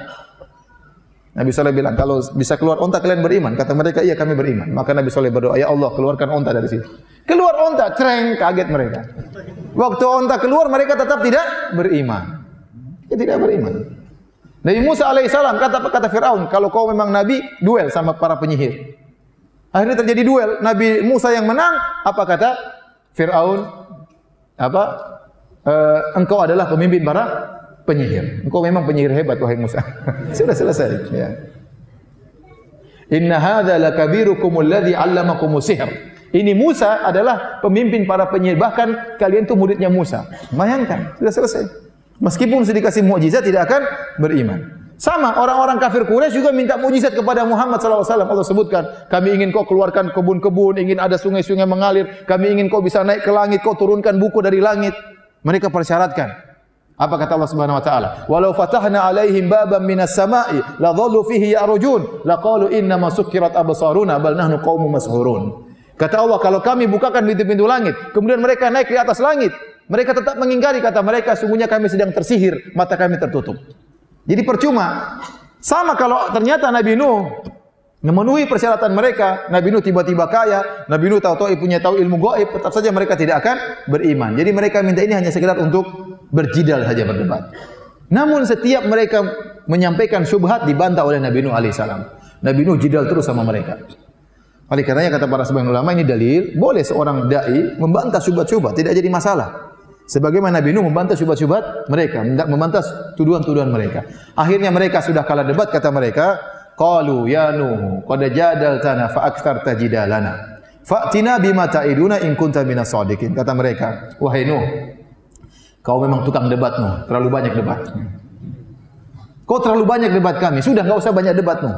Datangkan azabmu kemari. Kau bilang katanya nanti ada azab pedih, katanya ada azab yang dahsyat. Ini akhafu alaikum azab yaumin azim. Ya, akan datang azab yang dahsyat. Azab yaumin alim, ada azab yang sangat pedih. Datangkan azab yang pedih dan dahsyat tersebut kepada kami. Sudah, akhirnya Nabi Nuh berkata, "Innama ya'tikum bihillahu insya'a wa ma antum bimu'jizin." Kalau Allah berkehendak, Allah akan kirimkan adab tersebut kepada kalian. Dan kalau adab tersebut sudah turun, kalian tidak akan bisa menolak adab tersebut. Kemudian kata Nabi Nuh, "Wala yanfa'ukum nushi in aradtu an ansaha lakum in kana Allah yuridu an yughwiyakum huwa rabbukum wa ilaihi turja'un." Kata Nabi Nuh kepada mereka setelah lama berdakwah, Nabi Nuh berkata, kesimpulannya, percuma nasihat saya kepada kalian wahai kaumku. Saya sudah nasihat kalian capek-capek. Kalau Allah memang ingin menyesatkan kalian, percuma nasihat kalian. Nasihat saya kepada kalian. Toh kalian akan dikembalikan kepada Rabb kalian. Nasihat saya tidak bermanfaat. Jadi Nabi Nuh mengatakan demikian setelah ratusan tahun berdakwah. Setelah 950 tahun berdakwah, dia mengambil kesimpulan mereka ini tidak akan dapat hidayah. Maka dia mengatakan, "Wala yanfa'ukum nushi," tidak akan beri manfaat kepada kalian nasihatku kepada kalian. "In kana Allah yuridu an yughwiyakum," kalau Allah ingin menyesatkan kalian. Ingat setelah berapa tahun? 950 tahun. Jangan sampai ada orang berdakwah suatu kampung, baru berdakwah sekali dua kali diusir, kemudian dia berkata, memang Allah menghendaki mereka tersesat. Ya akhi, baru 2 hari ya akhi. Ini 950 tahun. Ya, coba lagi yang ketiga, coba lagi. Ente diusir oleh suatu kaum ya. Pengajiannya dibubarkan, oh memang mereka tidak dapat hidayah memang. Percuma saya menasihatkan nasihat kalau Allah ingin menyesatkan mereka. Ya, jangan begitu. Ini ya ente berusaha ya. Bukan langsung memvonis orang seperti itu, sabar. Taib. Akhirnya Allah berfirman, "Wa uhiya ila Nuhin annahu la yu'mina min qaumika illa man qad aman." Dan diwahyukan kepada Nabi Nuh, wahyu dari Allah. Sungguhnya tidak akan beriman dari kaummu kecuali orang-orang yang telah beriman, yang sudah ada. Yang 80 orang itu yang beriman. Selanjutnya semuanya enggak bakalan beriman. Sudah Nuh, selesai. Allah tegur, sudah. Allah sampaikan, diwahyukan kepada Nuh, tidak akan ada yang beriman kecuali yang sudah pernah beriman. Berapa orang? 80 orang. Sisanya yang kau harapkan tidak akan beriman. Fala tabta'is bima kanu yaf'alun. Jangan kau sedih dengan apa yang mereka lakukan. Kata Allah, "Wasna'il fulka bi a'yunina." Ya sudah Nuh, enggak usah dakwahi mereka. Sekarang bikin kapal dengan pengawasan kami, wa wahyina, dengan perintah dari kami. Wala tukhatibini bil ladzina fil ladzina zalamu innahum mughraqun. Dan jangan kau debat saya atau jangan kau bicara tentang kepadaku tentang orang-orang yang akan tentang orang-orang yang akan ditenggelamkan. Kalau ada yang tenggelam sudah biarin aja. Maksudnya demikian. Akhirnya Nabi Nuh alaihissalam mulai mengerjakan perintah Allah. Bayangkan di musim kemarau, musim kering tidak ada hujan, ya. Dan Nabi Nuh alaihissalam luar biasa dia dakwah 950 tahun. Makanya dia berkeluh kesah di hadapan Allah dalam surat Nuh. Ya, saya bacakan suratnya. Apa kata Nabi Nuh? Rabbi inni da'autu qaumi laila wa nahara. Ya Rabbku, sungguh aku telah mendakwahi kaumku siang dan malam. Ingat, siang malam Nabi Nuh berdakwah. Tidak pernah letih, tidak pernah lelah, siang malam. Bukan seperti saya. Cuma Sabtu pagi di Cirebon ya. Siang malam dia berdakwah. Bukan cuma pada maghrib sampai isya. Siang malam dia berdakwah. Kata Nabi Nuh, "Falam yaziduhum du'ai illa firara." Dan tidak semakin aku berdakwah kecuali mereka semakin kabur, semakin lari. Bayangkan istrinya tidak beriman, anaknya tidak beriman. Saya bisa bayangkan bagaimana beratnya Nabi Nuh alaihissalam. Bayangkan ada seorang ustaz berdakwah kepada para ibu-ibu. Ibu-ibu pakai jilbab lah ibu-ibu. Jilbab itu wajib. Ternyata istrinya tidak pakai jilbab. Apa kata orang-orang? Ustaznya pintar ngomong ya. Istri saja tidak pakai jilbab, suruh orang pakai jilbab. Bayangkan saya berdakwah kepada orang-orang, saya bilang, ibu-ibu didik anak-anak supaya anak-anak rajin sholat di masjid. Sementara anak saya pun tidak sholat di masjid. Apa kata orang-orang? Ustaznya pintar ngomong, anaknya tidak bisa didik, mau ceramah sama orang lain. Kira-kira Nabi Nuh demikian. Dia dakwahi kaumnya. Sementara istri anaknya masih kafir. Apa kata kaumnya? Ente saja istri ente tidak, orang terdekat ente saja tidak beriman sama ente. Anak ente saja tidak percaya sama ente. Bagaimana kita percaya sama ente, wahai Nuh? Berat ujian. Jadi dia berdakwah siang dan malam. Dan mereka semakin dakwah semakin kabur. Apa kata Nabi Nuh? Wa inni kullama da'autuhum litaghfira lahum. Dan setiap kali aku dakwahi mereka, ya Allah, aku dakwahi kaumku agar engkau ampuni mereka. Nabi Nuh dengan tulus berkata demikian. Tujuan dia dakwah bukan agar umatnya dapat azab, tidak. Karena dia khawatir melihat kondisi umatnya. Litaghfira lahum, agar kau ampuni mereka ya Allah. Tujuan yang tulus dari Nabi Nuh. Bukan sekedar dakwah menegakkan hujah kemudian selesai, tidak. Dia ingin agar kaumnya itu selamat. Maka dia sampaikan kepada Allah, wa inni kullama da'autuhum litaghfira lahum, Aku dakwahi mereka agar engkau ampuni mereka. Apa yang mereka lakukan? Ja'alu asabi'ahum fi adanihim. Mereka meletakkan jari-jari mereka di telinga mereka. Wastaghshaw thiyabahum. Mereka ambil baju kemudian nutup wajah mereka. Untuk bayangkan Nabi Nuh mau berdakwah. Ya ikhwan, ente mau dakwah Nuh? Tafadhal. Kira-kira begitu. Kira-kira begitu. Ini paling menyakitkan. Ini kaum yang sangat brengsek. Saya sering sampaikan kalau saya berdakwah saja, lagi ceramah begini, terus ada yang main HP, saya jengkel. Tapi saya maafkan ya. Ini curhat ya. Apalagi kemudian saya lagi dakwah orang begini, Ustaz Firanda mau ceramah, silakan Ustaz, silakan. Alhamdulillah. Silakan. Jadi ngejek bukan cuma berpaling. Kaumnya Nabi ini bukan cuma berpaling, plus ngejek. Ngejek. Ada Nabi Nuh datang pakai kain. Nuh lewat, tutup. Menjengkelkan ini kaum 950 tahun modelnya kayak begini. Bisa stres kita kalau dakwah modelnya kayak begini, bukan cuma setahun, 950 tahun. Antum tahu bagaimana dakwanya, sabarnya Nabi Nuh alaihissalam. Wastakbaru wa asarru wastakbaru istikbara. Saya dakwahi dan mereka semakin membangkang dan mereka semakin sombong. Tapi Nabi Nuh cerita lagi. Tsumma inni da'autuhum jihara. Ya Allah, kemudian aku dakwahi mereka terang-terangan. Tsumma inni a'lantu lahum wa asrartu lahum israra. Aku dakwah terang-terangan, aku dakwah sembunyi-sembunyi, datang perorangan, berkelompok-kelompok, semua metode dikerjakan Nabi Nuh. Aku sampaikan kepada mereka, faqultu astaghfiru rabbakum innahu kana ghaffara. Aku sampaikan kepada mereka, ya Rabbku, beristighfarlah kalian kepada Rabb kalian, innahu kana ghaffara. Sungguhnya Allah Maha Pengampun lagi Maha Penyayang. Allah Maha Pengampun. Kalian brengsek kayak gini Allah akan ampuni. Kalau kalian beristighfar, sekarang musim kemarau, yursilis sama alaikum midrara. Allah akan kirimkan hujan yang deras.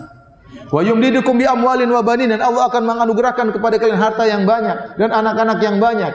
Wa yaj'al lakum jannatin wa yaj'al lakum anhara. Allah akan tumbuhkan taman-taman yang indah dan Allah akan alirkan sungai-sungai yang indah. Karena kampung mereka waktu itu gersang.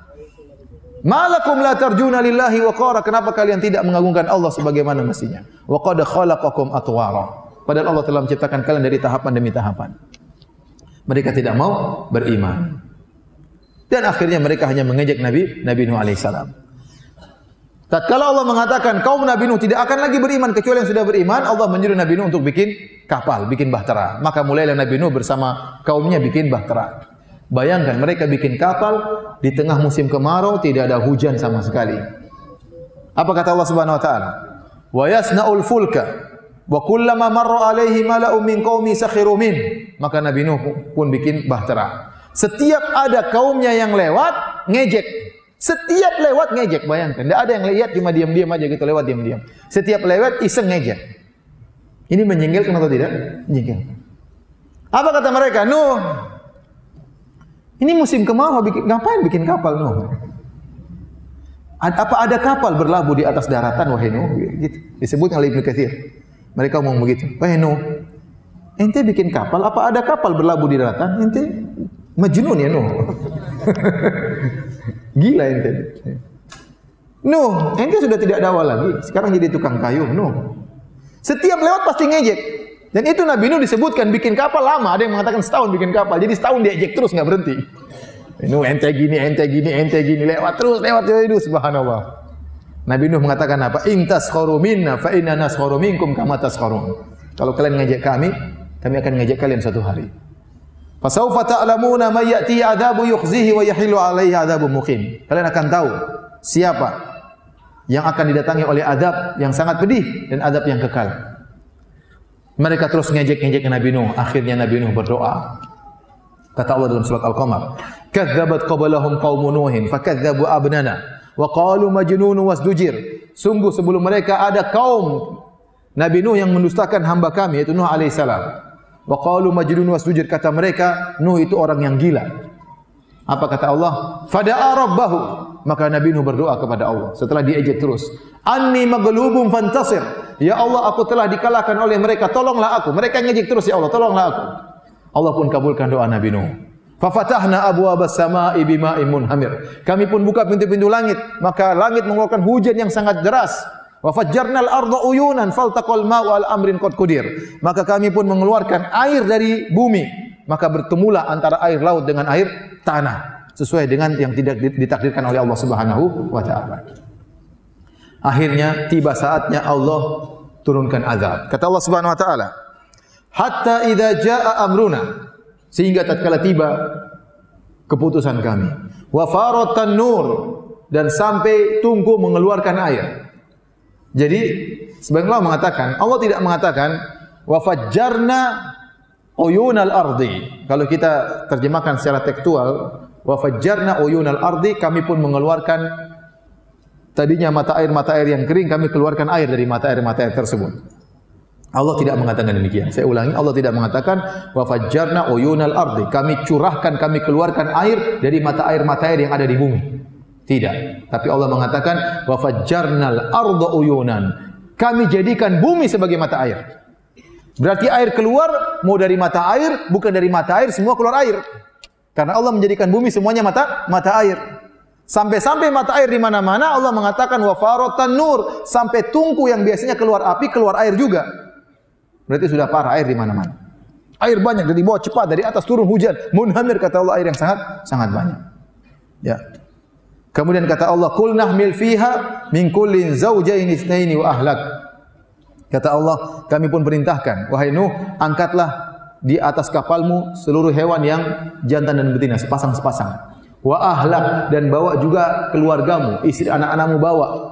Illa man sabaqa alaihil qaul, kecuali dari keluargamu yang telah tercatat bakalan masuk neraka, bakalan tenggelam.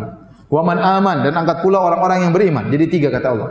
Bawa pertama hewan-hewan sepasang, yang kedua keluargamu, yang ketiga orang yang telah beriman. Berapa tadi jumlahnya? 80 orang. Dan kapal Nabi Nuh, kapal yang sederhana. Kata Allah, "Wa hamalnahu ala dzati alwahin wa dusur." Kami angkat Nabi Nuh di atas sebuah kapal yang terbuat dari lempengan-lempengan papan, kayu, wa dusur, dan dari paku. Jadi sederhana, kapal sederhana. Zaman dahulu, bukan kapal besi, bukan kapal logam, tidak, kapal dari kayu sederhana, di paku. Disebutkan oleh sebagian ahli tafsir, kapal tersebut dibuat 3 tingkatan. Ada tingkatan buat manusia, yang 80 orang tersebut, ada tingkatan buat hewan-hewan, kemudian tingkat ketiga untuk burung-burung. Ini semua tidak ada dalil, sekedar Israiliyat ya. Tetapi intinya ada kapal tersebut dibangun, dibuat oleh Nabi Nuh alaihissalam. Kemudian kata Allah, "Wa ma amana ma'ahu illa qalil," dan tidak ada yang beriman kepada Nabi Nuh kecuali hanya sedikit. Ingat ya ikhwan, banyak sedikit bukan ukuran kebenaran. Bisa jadi kebenaran bersama jumlah yang banyak, dan bisa jadi kebenaran bersama jumlah yang sedikit. Seorang terpedaya dengan jumlah yang banyak, tatkala melihat jumlah yang banyak, menganggap ini benar. Belum tentu benar ya akhi. Saya tanya sama antum, orang Islam sama orang Nasoro lebih banyak mana? Lebih banyak Nasoro, miliaran. Saya tanya sama antum, di India orang Islam sama orang Hindu banyakan mana? Orang Hindu banyak, beda jauh sekali. Di Cina orang Islam sama orang Buddha banyakan mana? Jauh sekali bedanya. Tapi mereka semua musyrikin. Ada yang menyembah nabi, ada yang menyembah sapi, ada yang menyembah jin, ada yang menyembah manusia. Musyrikin. Berarti ukuran banyak bukan ukuran kebenaran. Bukan berarti juga antum sedikit antum merasa benar, tidak ya. Bisa jadi kebenaran bersama jumlah yang banyak, bisa jadi kebenaran bersama jumlah yang sedikit. Maka bukan ukuran. Bukan ukuran. Ada ustaz ceramah kemudian pengikutnya banyak, belum tentu ustaz itu benar. Sebagaimana pula ustaz pengikutnya sedikit juga belum tentu benar. Jadi kebenaran diukur dengan Al-Quran dan Sunnah. Al-Quran dan Sunnah. Ya. Saya diceritain sama kakak kelas, dulu di Masjid Nabawi ada seorang syekh, dia ceramah di Masjid Nabawi. Dikasih kursi dia ceramah, tidak ada yang hadir. Tidak ada yang hadir. Petugas perekam datang, dulu perekam sekarang sudah canggih, tidak perlu pakai tape. Dulu pakai tape. Colok kemudian pakai cap direkam, dia ceramah direkam. Petugas perekamnya ada, yang hadir enggak ada. Begitu berlalu berhari-hari, tidak ada yang hadir. Namun apakah syekh ini kemudian dikatakan dia sesat atau menyimpang? Enggak. Buktinya dia meninggal di saf pertama di Masjid Nabawi, lagi sholat. Ini bukan ukuran kebenaran berarti seorang, ini nasihat kepada saya pribadi, kepada para dai-dai yang menyuruh kepada sunnah, bersabar. Ikut banyak sedikit, ikut banyak ujian, ikut sedikit juga apa? Ujian. Sedikit bukan berarti Anda salah, benar janganlah terbedaya dengan jumlah yang banyak. Jangan sampai ria, jangan sampai angkuh, jangan sampai sombong, jangan sampai merasa-merasa. Orang pengikut banyak belum tentu benar. Belum tentu benar. Demikian juga sedikit juga belum tentu benar. Yang benar adalah yang dibenarkan oleh Al-Quran dan Sunnah Nabi SAW. Kata Nabi sallallahu alaihi wasallam, "Nabi wa laisa ma'ahu ahad." Hari kiamat itu ada seorang nabi tidak ada pengikutnya sama sekali. Jalan sendiri enggak ada pengikutnya. Kenapa saya perlu sampaikan ini? Terkadang orang terpedaya dengan jumlah banyak. Itu pengikutnya banyak sekali, ramai sekali. Belum tentu benar ya. Belum tentu benar. Meskipun jutaan orang, belum tentu benar. Baik.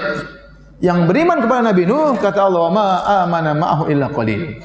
Yang beriman cuma sedikit, sekitar 80 orang. Kemudian Nabi Nuh berkata kepada orang-orang yang naik di atas kapalnya, "Qala irkabu fiha bismillahi majriha wa mursaha, inna rabbi laghafurur rahim." Kata Nabi Nuh, naiklah di atas kapal, naiklah sebahtera. Bismillah, ucapkanlah bismillah, ya bismillah. Majriha wa mursaha, berlepas, berlabuh, bersandar dengan bismillah. Kemudian kata Nabi Nuh, inna rabbi laghafurur rahim, sungguhnya Rabbku Maha Pengampun lagi Maha Penyayang. Ini Allah sedang turunkan azab. Maka Nabi Nuh ingat dengan ampunan Allah. Nabi Nuh ingat dengan rahmat Allah. Dia tidak mengatakan azab Allah sedang turun pedih, tapi Nabi Nuh mengedepankan rahmat Allah. Dia mengatakan inna rabbi laghafurur rahim. Sungguhnya Rabb kita itu sangat pengampun, sangat penyayang. Ini kaum 950 tahun didakwai tidak mau taubat-taubat. Sungguhnya Rabb kita sangat pengampun lagi Maha Penyayang, sementara azab sedang turun. Wa hiya tajri bihim fi maujin kal jibal. Kemudian bahtera tersebut berlabuh di tengah ombak yang sangat besar. Kata Allah, kal jibal, ombak seperti gunung. Bayangkan, gunung tingginya kayak apa? Kapal tersebut kapal sederhana, cuma kapal kayu dipaku pakai apa? Paku. Kayu dipaku itu aja kapal, bukan kapal canggih. Tetapi subhanallah, ombak setinggi gunung tidak menenggelamkan kapal tersebut. Kenapa? Karena kapal tersebut berlabuh dengan apa? Bismillahi majriha wa mursaha. Allah jaga. Allah jaga. Allah jaga kapal tersebut meskipun ombak setinggi gunung. Tiba-tiba Nabi Nuh melihat putranya, Kan'an, kata Ahlul Kitab. Atau dalam ahli sejarah mengatakan namanya Yam. Yang jelas ini bukan nenek moyang antum yang ini, bukan. Nenek moyang kita kembali kepada salah satu dari tiga. Sam, Ham, dan siapa? Yafith. Kan'an tewas. Nabi Nuh melihat putranya. Bayangkan sudah ratusan tahun Nabi Nuh dakwah, dia tidak mau beriman. Dia lagi berenang. Nabi Nuh tetap berusaha mendakwai sampai kesempatan terakhir. Maka dia berkata, "Wa nada Nuhin Wa nada Nuhin ibnahu." Maka Nuh berteriak kepada putranya. Wa kana fi ma'zilin, waktu itu putranya lagi sendirian. Orang-orang kafir yang lain, tempat yang lain dia lagi sendirian. Ini mungkin masih baru awal apa? Masih baru awal banjir besar. Kata Nabi Nuh, "Ya bunayyar kam ma'ana." Wahai putraku, naiklah di atas kapal bersama kami. Wala takum ma'al kafirin, dan janganlah kau bersama orang kafir. Lihatlah bagaimana lembutnya Nabi Nuh. Nabi Nuh sangat lembut kepada anaknya yang kafir, yang kurang ajar, yang brengsek. Nabi Nuh tidak berkata, kan Nabi sudah bilang, ente melawan sih makanya. Mati lu, mampus lu. Enggak, Nabi Nuh tidak gitu. Nabi Nuh tidak mengatakan, wahai fulan, wahai Kan'an, wahai Yam. Dia tidak sebut namanya. Terkadang orang tua kalau sudah marah sama anaknya sebut namanya. Fulan, anaknya dipanggil. Tidak panggil wahai putraku, wahai anakku, tapi panggilan dengan panggilan kasar. Tatkala dia marah kepada anaknya, dia panggil namanya langsung. Nabi Nuh dengan penuh kelembutan, dengan berhadapan dengan anak yang paling kurang ajar, mungkin anak paling brengsek di dunia, mungkin anak-anak ini. Ya. Nabi Nuh manggil, ya bunayya, wahai putraku. Dia ingatkan, aku ini bapakmu, aku ini sayang sama kamu, kau adalah putraku. Irkam ma'ana, naiklah di atas kapal. Nabi Nuh tidak berkata, berimanlah engkau, ini kesempatan terakhir, tidak. Karena Nabi Nuh tahu anaknya brengsek. Kalau Nabi Nuh berkata, berimanlah engkau, dia bakalan jengkel, saya tidak beriman. Maka Nabi Nuh tidak minta dia untuk beriman. Pertama yang penting naik dulu di kapal, nanti di kapal kita bicara lagi. Paham? Nabi Nuh berkata, irkam ma'ana, yang penting kau naik dulu. Naik dulu wahai putraku. Kemudian Nabi Nuh berkata, wala takum ma'al kafirin, jangan kau bersama orang-orang kafir. Nabi tidak, padahal dia juga kafir. Tapi Nabi Nuh tidak bilang wahai si kafir. Nabi Nuh mengatakan jangan kau bersama orang-orang apa? Kafir. Padahal dia juga apa? Kafir. Seakan-akan anaknya tidak kafir, orang-orang kafir kelompok lain. Ini semua kelembutan yang disampaikan Nabi Nuh di saat-saat terakhir. Siapa tahu anaknya dapat hidayah. Perjuangan luar biasa dari seorang ayah yang sangat sayang kepada anaknya. Apa jawaban anaknya? Anaknya sama aja brengsek. Dia mengatakan, sa'awi ila jabali ya'simuni minal ma'. Dia mengatakan saya akan sampai kepada puncak gunung yang akan menyelamatkan aku dari air ini. Ya. Masya Allah, ngeyelnya luar biasa. Saya akan selamat. Dia tidak bilang wahai ayahanda. Tidak, dia bilang saya akan selamat. Masih ngeyel. Saya akan selamat. Dia mungkin pandai berenang mungkin ya. Makanya dia merasa pede bisa selamat. Nabi Nuh berkata, "Qala la 'asimal yauma min amrillah illa man rahim." Ketahuilah tidak ada keselamatan bagi seorang pun kecuali yang dirahmati oleh Allah. Dia tidak bilang kau tidak akan selamat, tapi dia mengatakan, "Wahai, ini berlaku umum kau dan yang lainnya. Tidak akan selamat kecuali yang dirahmati oleh Allah Subhanahu wa taala." Nabi Nuh masih menyebutkan tentang rahmat Allah. Kau dalam kondisi begini masih bisa dirahmati oleh Allah Subhanahu wa taala. Akhirnya apa? Nabi Nuh terus mendakwai anaknya, wa hala bainahumal mauju fakana minal mughraqin. Tiba-tiba ada ombak besar menenggelamkan apa? Putranya. Setelah itu, setelah semua meninggal dunia, orang kafir semua meninggal dunia, maka Allah berkata, wa qila ya ardu bila'i ma'aki wa ya sama'u aqlihi. Wahai bumi, masukkan lagi airmu.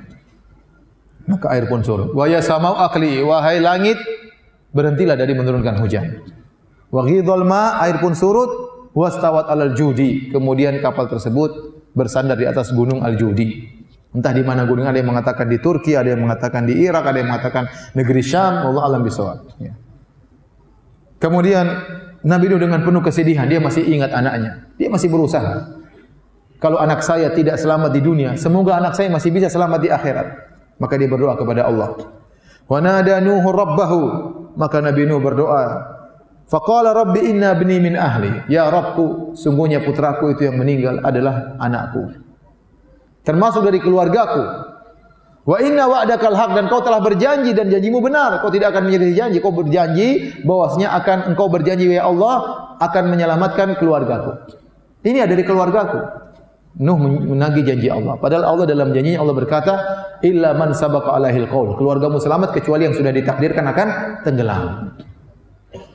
Dan Allah sudah ingatkan di awal, wahai Nuh, jangan kau bicara denganku tentang orang yang tenggelam. Jangan bela-bela. Ternyata Nabi Nuh karena sayangnya kepada anaknya, dia lupa dengan itu semua. Sayangnya kepada anaknya. Padahal anaknya sangat brengsek. Wa anta ahkamul hakimin, dan engkau adalah zat yang paling bijaksana.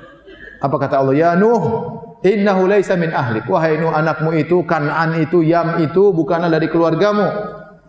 Innahu amalun ghairu shalih, dia telah mengamalkan amalan yang tidak benar, dia kafir ya Nuh. Fala tas'alni ma laisa laka bihi ilm, jangan kau minta kepadaku sesuatu yang kau tidak punya ilmu tentangnya. Inni a'idzuka an takuna minal jahilin. Aku nasihati engkau wahai Nuh, jangan sampai kau termasuk orang-orang yang jahil. Allah tegur Nabi Nuh, tidak boleh minta seperti itu. Ini kafir sudah selesai, tidak bisa selamat. Maka kata Nabi Nuh, qala rabbi inni a'udzubika an as'alaka ma laysa li bihi ilm. Ya Rabbku, aku berlindung kepada engkau dari memohon perkara yang aku tidak punya ilmu tentangnya. Wa illa taghfirli wa tarhamni. Kalau kau tidak ampuni aku, kau tidak rahmati aku, ya, aku minal khasirin, maka aku akan termasuk orang-orang yang merugi. Akhirnya Allah mengatakan, wahai Nuh, bersandarlah engkau dengan penuh keselamatan, turunlah engkau dari kapal dengan penuh keberkahan. Ya. Setelah itu Allah berfirman di akhir ayat, tilka min amba'il ghaibi nuhiha ilaik. Inilah sebagian dari berita-berita gaib yang pernah terjadi di masa lalu yang kami wahyukan kepada engkau wahai Muhammad. Ma kunta ta'lamuha, kau tidak pernah tahu tentang kisah ini wahai Muhammad. Wala qaumuka, dan kaummu juga tidak pernah tahu tentang kisah ini. Allah berkata apa? Fasbir innal aqibata lil muttaqin. Bersabarlah engkau wahai Muhammad. Sungguhnya ya, kesudahan yang indah bagi orang-orang yang bertakwa. Jadi rupanya Allah bawakan kisah Nabi Nuh ini intinya itu agar Nabi Muhammad bersabar. Sekarang kau diintimidasi, kaummu disiksa, sebagian dibunuh di kota Mekah, sabar. Kesudahan yang indah akan bersama orang-orang yang bertakwa. Jadi inilah kisah Nabi Nuh alaihissalam yang bisa kita sampaikan dari ayat-ayat dalam Al-Quran. Semoga bermanfaat bagi kita semua. Ya. Kurang lebihnya saya mohon maaf. Kalau ada yang bertanya saya persilahkan. Wallahu ta'ala alam bisawab. Di antara pertanyaan yang masuk, ya banyak pertanyaan, tentunya tidak semua bisa saya jawab. Di antara pertanyaan, Ustaz, bolehkah kita meyakini bahwa kapal yang dibuat oleh Nabi Nuh adalah bahan kayunya berasal dari kayu jati dari Jawa?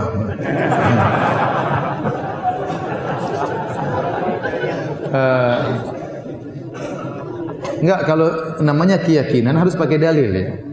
Kalau enggak ada dalil enggak boleh diyakini. Keyakinan itu akidah. keyakinan itu harus pakai dalil. Tidak boleh kita berakidah sembarangan. Tidak boleh. Anda meyakini ya bahwasanya kapal Nabi Nuh dari kayu jati, dari mana dalilnya? Dari mana dalilnya? Ya. Apakah Sam pernah cerita sama Anda? Ham pernah cerita sama Anda? Atau Kan'an pernah cerita sama Anda? Ya, kalau ada dalilnya, apa kalau enggak ada ya? Kalau kita bilang katanya ya katanya di mana-mana ada ya. Ada yang mengatakan kapal Nabi Nuh berasal dari kayu koka. Ya. Makanya saya pernah ditanya, Ustadz ini ada bagaimana hukum membeli tasbih yang terbuat dari kayu kapal Nabi Nuh ya. Jadi mereka meyakini penjual tasbih yang bikin iklan ya. Ini kayu koka ini buat tasbih ini yang bikin kapal Nabi Nuh pakai kayu ini ya. Malah penjual pada beli ya. Jadi kalau ada dalilnya, terus itu kalau Allah tidak cerita dari kayu apa ya sudah nggak usah kita bahas, nggak ada begitu manfaatnya. Nggak ada manfaatnya. Terus kalau dia dari kayu jati terus kenapa emang? Nggak ada hubungannya. Jadi tidak perlu kita meyakini yang tidak ada dalilnya. Akhir-akhir ini sebagian orang mengkait-kaitkan nabi-nabi dengan Pulau Jawa. Itu yang saya. Seperti ada ilmuwan di Indonesia ya, yang mengatakan bahwasanya Nabi Sulaiman itu di Jawa Tengah, di Sleman. Subhanallah. Terus Haikal Sulaiman, Candi Borobudur. Ya ini enggak benar ini. Dari mana dalilnya seperti itu? Kalau Nabi Sulaiman pernah tinggal di Sleman, harusnya orang-orang Sleman mirip-miripnya wajahnya mirip-mirip apa? Mirip-mirip orang Yahudi. Nabi Sulaiman kan dari Bani Israel itu tidak? Ya harusnya wajahnya mancung-mancung, bangir-bangir ya. Tapi kayaknya sama-sama aja dengan kita, enggak ada beda jauh. Ini jangan sampai apa? Ini memalukan. Ini ilmuwan yang memalukan seperti ini. Jadi ngapain maksa-maksakan seperti itu? Indonesia sudah hebat, orang Jawa sudah hebat, tidak perlu Nabi Sulaiman di situ sudah apa? Sudah hebat ya. Perjuangan orang-orang luar biasa ya. Enggak perlu kita bilang Nabi Nuh bikin dari kayu jati, kemudian apa? Dari Nabi Sulaiman dari Jawa.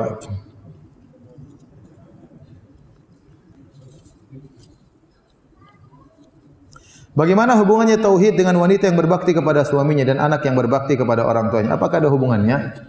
Sebenarnya di antara bukti tauhid yaitu orang tunduk kepada perintah Allah. Makanya Ibnu Qayyim rahimahullah tatkala menjelaskan tauhid, dia tidak membahas tauhid secara makna sempit. Bahwasanya maknanya adalah jangan berbuat syirik saja. Tapi tauhid itu segala perintah Allah yang kita kerjakan itu adalah ibadah, dan ibadah itulah adalah bentuk daripada tauhid. Dan di antara ibadah yang sangat agung adalah berbakti kepada orang tua. Makanya Allah gandengkan antara berbakti kepada orang tua dengan tauhid. Wa'budullaha wa la tusyriku bihi syai'a. Ya. Anishkurli wa liwalidayka ilayyal masir. Ya. Allah gandengkan. Beribadahlah kepada Allah saja, tauhidkanlah Allah dan berbaktilah kepada orang tua. Allah gandengkan tauhid dengan berbakti kepada kedua orang tua. Ini menunjukkan berbakti kepada orang tua adalah salah satu ibadah yang sangat utama, yang sangat mulia. Nah, kalau orang tidak mengerjakannya berarti dia pentauhidan kepada Allah rendah. Maka omong kosong ada orang mengatakan dia sunnah bertauhid ternyata tidak berbakti kepada orang tua. Berarti dia kurang mengagungkan Allah Subhanahu wa taala. Kalau dia mengagungkan Allah harusnya dia berbakti kepada orang tua. Sama Nabi yang pernah berkata kepada para wanita, kata Nabi, "Unzuri aina anti minhu fa innahu jannatuki aw naruki." Wahai sang wanita, lihatlah engkau di posisi suamimu, di hati suamimu, posisimu di hati suamimu. Sungguhnya suamimu itu adalah surgamu atau nerakamu. Ini dalil bahwasanya berbakti kepada suami adalah perkara yang sangat besar. Dan Nabi SAW berkata, "Lau kuntu amiran ahadan an yasjuda li ghairillah la amartul mar'ata an tasjuda li zawjiha." Kalau saya boleh merintahkan orang untuk sujud kepada selain Allah, maka saya akan perintahkan wanita sujud kepada suaminya. Ini berarti tunduk kepada suami, taat kepada suami, pahalanya besar, ibadah sangat tinggi. Makanya Nabi SAW bersabda, ya, tentang wanita yang dijamin masuk surga dari pintu mana saja yang dia kehendaki. Idza shallatil mar'atu khamsaha, kata Nabi kalau seorang wanita salat 5 waktu, wa shamat syahraha, dan dia puasa di bulan Ramadan, wa hafizat farjaha, dia menjaga kemaluannya, wa ata'at ba'laha, dia taat kepada suaminya. Qilalah, dikatakan kepadanya, udkhilil jannata min aybabin syi'ti, masuklah engkau dalam surga dari pintu mana saja yang kau kehendaki. Dia mudah untuk wanita untuk masuk surga. Salat 5 waktu. 5 waktu tok, seandainya dia tidak salat sunnah, dia tidak salat rawatib, dia tidak salat qiyamul lail, dia tidak salat tahajud, dia tidak salat witir, dia tidak salat duha, bisa masuk surga dari pintu mana saja yang dia kehendaki. Apalagi kalau dia salat sunnah. Yang kedua, ya. Yang kedua, wa shamat syahraha, dia puasa bulan Ramadan. Puasa sunnah Senin Kamis tidak pernah dia kerjakan, enggak ada masalah. Puasa Asyura tidak pernah dia kerjakan, puasa Arafah tidak pernah dia kerjakan, puasa 3 hari tiap bulan tidak pernah dia kerjakan, Ayyamul Bid tidak pernah dia kerjakan. Tidak ada masalah. Yang penting dia penuhi lagi syarat ketiga. Syarat ketiga, wa hafizat farjaha. Dia menjaga kemaluannya. Dia tidak berzina. Dia tidak punya hubungan dengan laki-laki lain yang haram. Dia tidak selingkuh, tidak chattingan dengan laki-laki lain yang tidak diperbolehkan. Tidak WhatsAppan dengan kekasih lamanya. Ini banyak terjadi kasus seperti ini, mengerikan. Ya. Bukan 1-2 kasus saya dengar, sudah berulang-ulang kasus seperti ini. Ya. CLBK, cinta lama bersemi kembali. Cinta lama bubarkan keluarga. Ya. Cinta lama belum kelar. Ya. Cinta lama bawa korban, apa lagi? Ya, jadi akhirnya apa terjadi? Hubungan-hubungan relasi-relasi yang haram. Tidak boleh, jaga kemaluannya hanya untuk suaminya. Yang keempat, wa ata'at ba'laha, dia taat kepada suaminya. Ini syarat yang berat. Taat kepada apa? Suami. Maka dikatakan kepada sang wanita, masuk surga dari mana pintu mana saja yang kau kehendaki. Apalagi ada seorang wanita soleha, jaga kemaluan, tidak punya relasi dengan lelaki lain, salat 5 waktu, salat sunnah dia kerjakan, puasa Ramadan dia kerjakan, puasa sunnah dia kerjakan, taat kepada suaminya, tidak pernah angkat suara depan suaminya. Ini surganya paling tinggi wanita seperti ini. Nah, ini hubungan erat antara taat kepada suami dengan tauhid. Ya, kalau ada orang ngaku bertauhid tapi sama suami bentak-bentak, ternyata punya hubungan sama laki-laki lain, ya ini tauhidnya enggak beres. Tauhidnya enggak beres. Ya.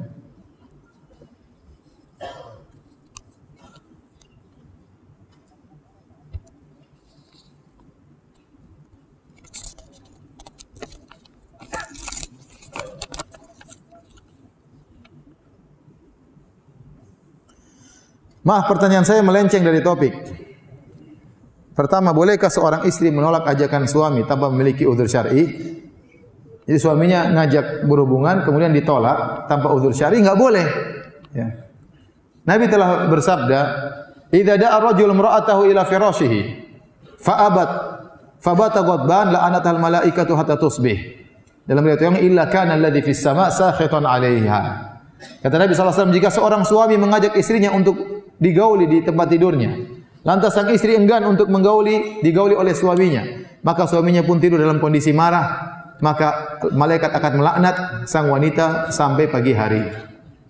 Di antara perkara yang sangat diwajibkan, di antara bentuk ketaatan yang sangat diwajibkan bagi seorang istri adalah mentaati suami tatkala suami mengajak untuk berhubungan.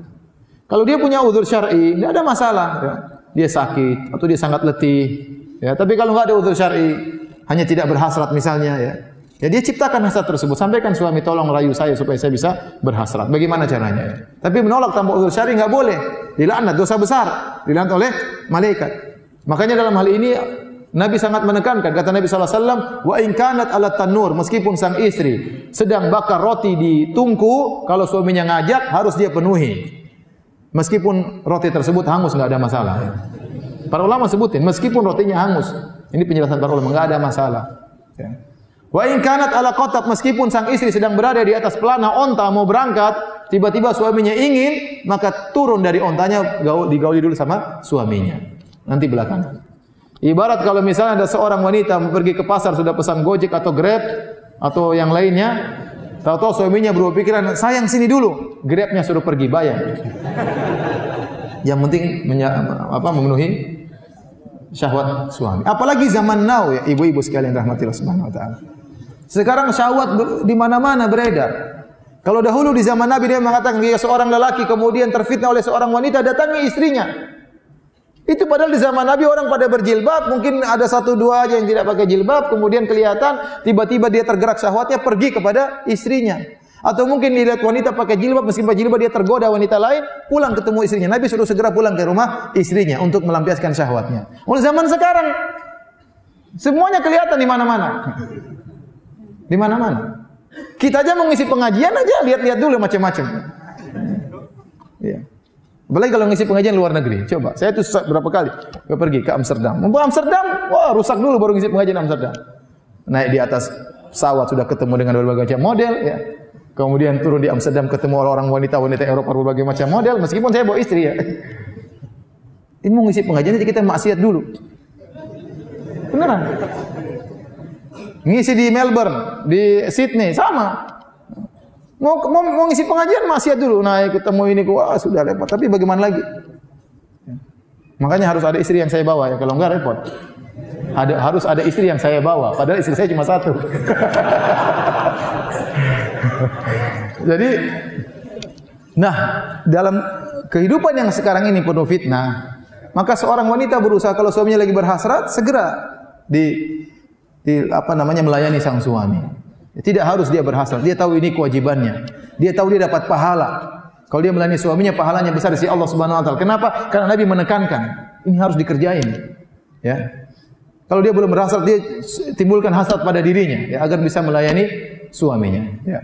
Karena masalah hasrat ini tidak menerima penundaan. Kalau suami lapar masih bisa bertahan, tapi kalau hasrat, terus suaminya enggak mau, istrinya enggak mau, ya, repot. Dia mau kemana coba? Apalagi istrinya cuma satu, ya repot. Makanya kata Allah Subhanahu wa taala, nisaukum harthul lakum fa'tu harthakum anna syi'tum. Kata Allah, istri-istri kalian sawaladang bagi kalian. Datangilah sawaladang kalian kapan saja kalian kehendaki. Ibnu Abbas mengatakan lailan aw naharan, kapan saja, mau siang hari mau pagi hari, terserah. Dan syahwat seorang laki terkadang bergejolak tanpa dia sadari. Terkadang jam 1 malam tiba-tiba dia syahwat, terkadang jam 2:30 siang dia bersyahwat, terkadang pas adzan subuh dia syahwat, terkadang pas adzan asar dia syahwat. Kita enggak tahu, tiba-tiba laki tersebut tergerak syahwatnya. Dia tahu-tahu buka HP lihat cewek di situ, kadang-kadang ada iklan, ya. Saya berapa kali mau buka iklan salat. Ini saya punya program salat, padahal saya sudah bayar loh. Bukan gratisan di iPhone. Jadi saya buka iklan cewek, gojet-gojet, ini mau lihat waktu salat aja, lihat cewek joget-joget dulu. Ya Allah, saya bilang, ya sebagaimana? Ya. Alhamdulillah saya punya istri. Jadi kasihan ini kalau suaminya kemudian tidak dipenuhi hasratnya. Ya kerjasama antara suami. Bukan suami juga hanya ingin memenuhi hasrat, tidak memperhatikan perasaan istri, tidak dirayu terlebih dahulu, tidak ditimbulkan hanya sekedar ingin melampiaskan hajat kemudian pulang. Ini juga enggak benar. Ya, harus saling bantu membantu dalam hal ini ya, antara suami dengan istri. Jadi nasihat saya ya, seorang istri berusaha melayani suaminya. Kecuali ada udzur syar'i, sakit atau apa sangat letih, itu lain cerita ya. Sahkah puasa sunnah seorang istri tanpa minta izin dari suami? Harus minta izin. Itulah di antara sampai perkara masalah ini, wanita kalau keluar rumah harus minta izin sama suami. Kenapa? Suami tiba-tiba punya hasrat kapan saja dia harus ada di rumah. Makanya istri kalau keluar rumah minta izin sama suami. Merupakan hak suami istri tinggal di rumah, enggak boleh keluar. Itu hak suami. Kalau suami tidak mengizinkan istri keluar, dia enggak boleh keluar. Itu hak suami. Suami yang cari nafkah. Maka istri harus patuh tinggal di rumah. Kalau ingin keluar minta izin sama suami. Ya. Boleh keluar waktu yang lama. Ya. Kemudian di antaranya kalau mau puasa minta izin sama suami. Kenapa? Karena tiba-tiba khawatirnya suaminya berhasrat di siang hari. Kemudian dia lagi berhasrat, kata istrinya saya lagi puasa. Repot. Akhirnya suami jadi enggak enak. Makanya kalau dia mau puasa minta izin, Mas besok saya puasa Mas ya. Oh iya puasa silakan. Dia puasa. Ternyata jam 12 siang suaminya minta, ya udah batalin aja. Membatalkan karena ikuti perintah siapa? Allah. Bilang dulu, Mas, kan saya sudah minta izin semalam. Ya, istriku tapi saya enggak kuat, ya udah. Jadi ini perkara penting, bukan main-main ya. Masalah ini masalah penting ditekankan oleh Nabi sallallahu alaihi wasallam. Tolong ibu-ibu perhatikan masalah ini. Bantu suami ibu-ibu tundukkan pandangan. Di antara tujuan pernikahan adalah aghaddu lil basar, lebih mudah menundukkan pandangan. Ibu-ibu tolong perhatikan dirinya ya. Tolong hiasi dirinya untuk di hadapan suami ya. Bersih-bersih, jangan sampai bau ketek di hadapan suami ya. Mandi yang bersih ya. Tempat tidur dirapikan, jangan sampai ada bunyi tikus di situ, bunyi kecoak di situ, jangan ya. Biar suami tentram di rumah, bagaimana caranya? Ya. Kalau perlu olahraga, kalau perlu fitness supaya menyenangkan apa? Suami. Karena saingan di luar banyak sekali. Bayangkan suami kerja ke kantor, ketemu perempuan di kantor. Kira-kira perempuan di kantor waktu pergi ngantor pakai baju seadanya? Tidak, dia akan berhias seindah-indahnya. Dia akan menor-menor cantik, harum, kemudian baju seksi pergi ke kantor. Nah, suami kita lihat perempuan seperti di kantor. Pulang ke rumah ketemu istri, bau pipis ya, bau bawang ya, bau ketek, belum sikat gigi, repot. Repot. Ustaz, tapi gimana mau ke salon? Enggak perlu salon mahal-mahal, salon murahan juga enggak apa-apa. Ya. Yang penting bersih-bersih, tidak perlu biaya banyak. Yang penting bisa bersih-bersih, ya, menjaga keharuman tubuh. Kalau suami datang pakai parfum banyak-banyak supaya suami senang, enggak ada masalah.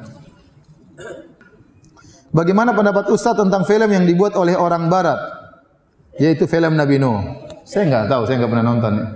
Saya enggak tahu. Allah alam.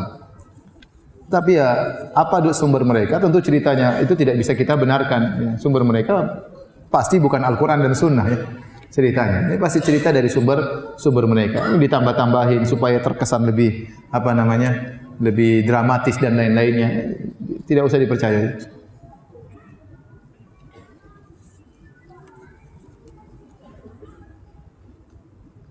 Ketika di zaman Nabi Nuh, apakah usia hamil itu lamanya 9 bulan atau berpuluh-puluh tahun?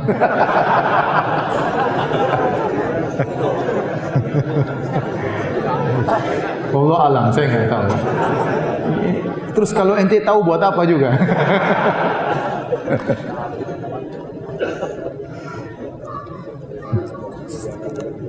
Jadi pingin tahu.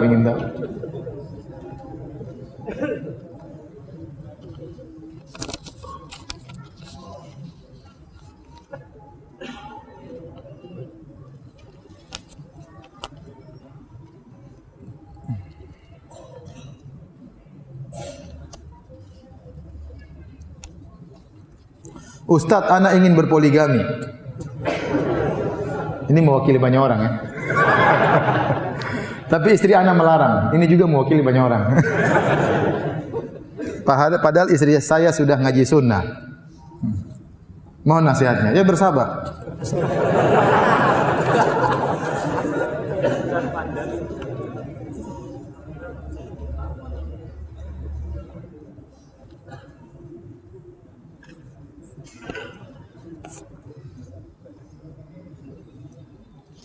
Bagaimana nasib kaum yang tidak diutus kepada mereka Nabi? Kaum yang tidak diutus kepada mereka Nabi atau tidak sampai dakwah kepada mereka sama sekali, Allah berfirman, "Wa ma kunna mu'adzibina hatta nab'atsa rasula." Kami tidak akan mengadab satu kaum sampai kami mengutus seorang rasul kepada mereka, atau yang mewakili rasul seperti para dai, atau tulisan-tulisan buku-buku yang membawa dakwah para rasul. Kalau ternyata ada satu kaum yang sama sekali tidak ada dakwah sampai kepada mereka, tidak ada ustaz sampai kepada mereka, tidak ada berita Islam sampai kepada mereka, maka urusan mereka diserahkan kepada Allah. Maka nanti di akhirat Allah akan bangkitkan mereka dan Allah akan uji mereka dengan cara Allah Subhanahu wa taala. Sebagaimana datang dalam hadis, ada seorang yang buta dan tuli dan bisu, ya bagaimana dia mau didakwahi? Dia enggak bisa ngomong, dia enggak bisa dengar. Terus ente dakwahi gimana? Bagaimana anda menjelaskan sama dia? Dia enggak ngerti mau dijelaskan. Ya, orang ini dapat uzur, nanti dia hari kiamat dia akan diuji dengan ujian dari Allah Subhanahu wa taala.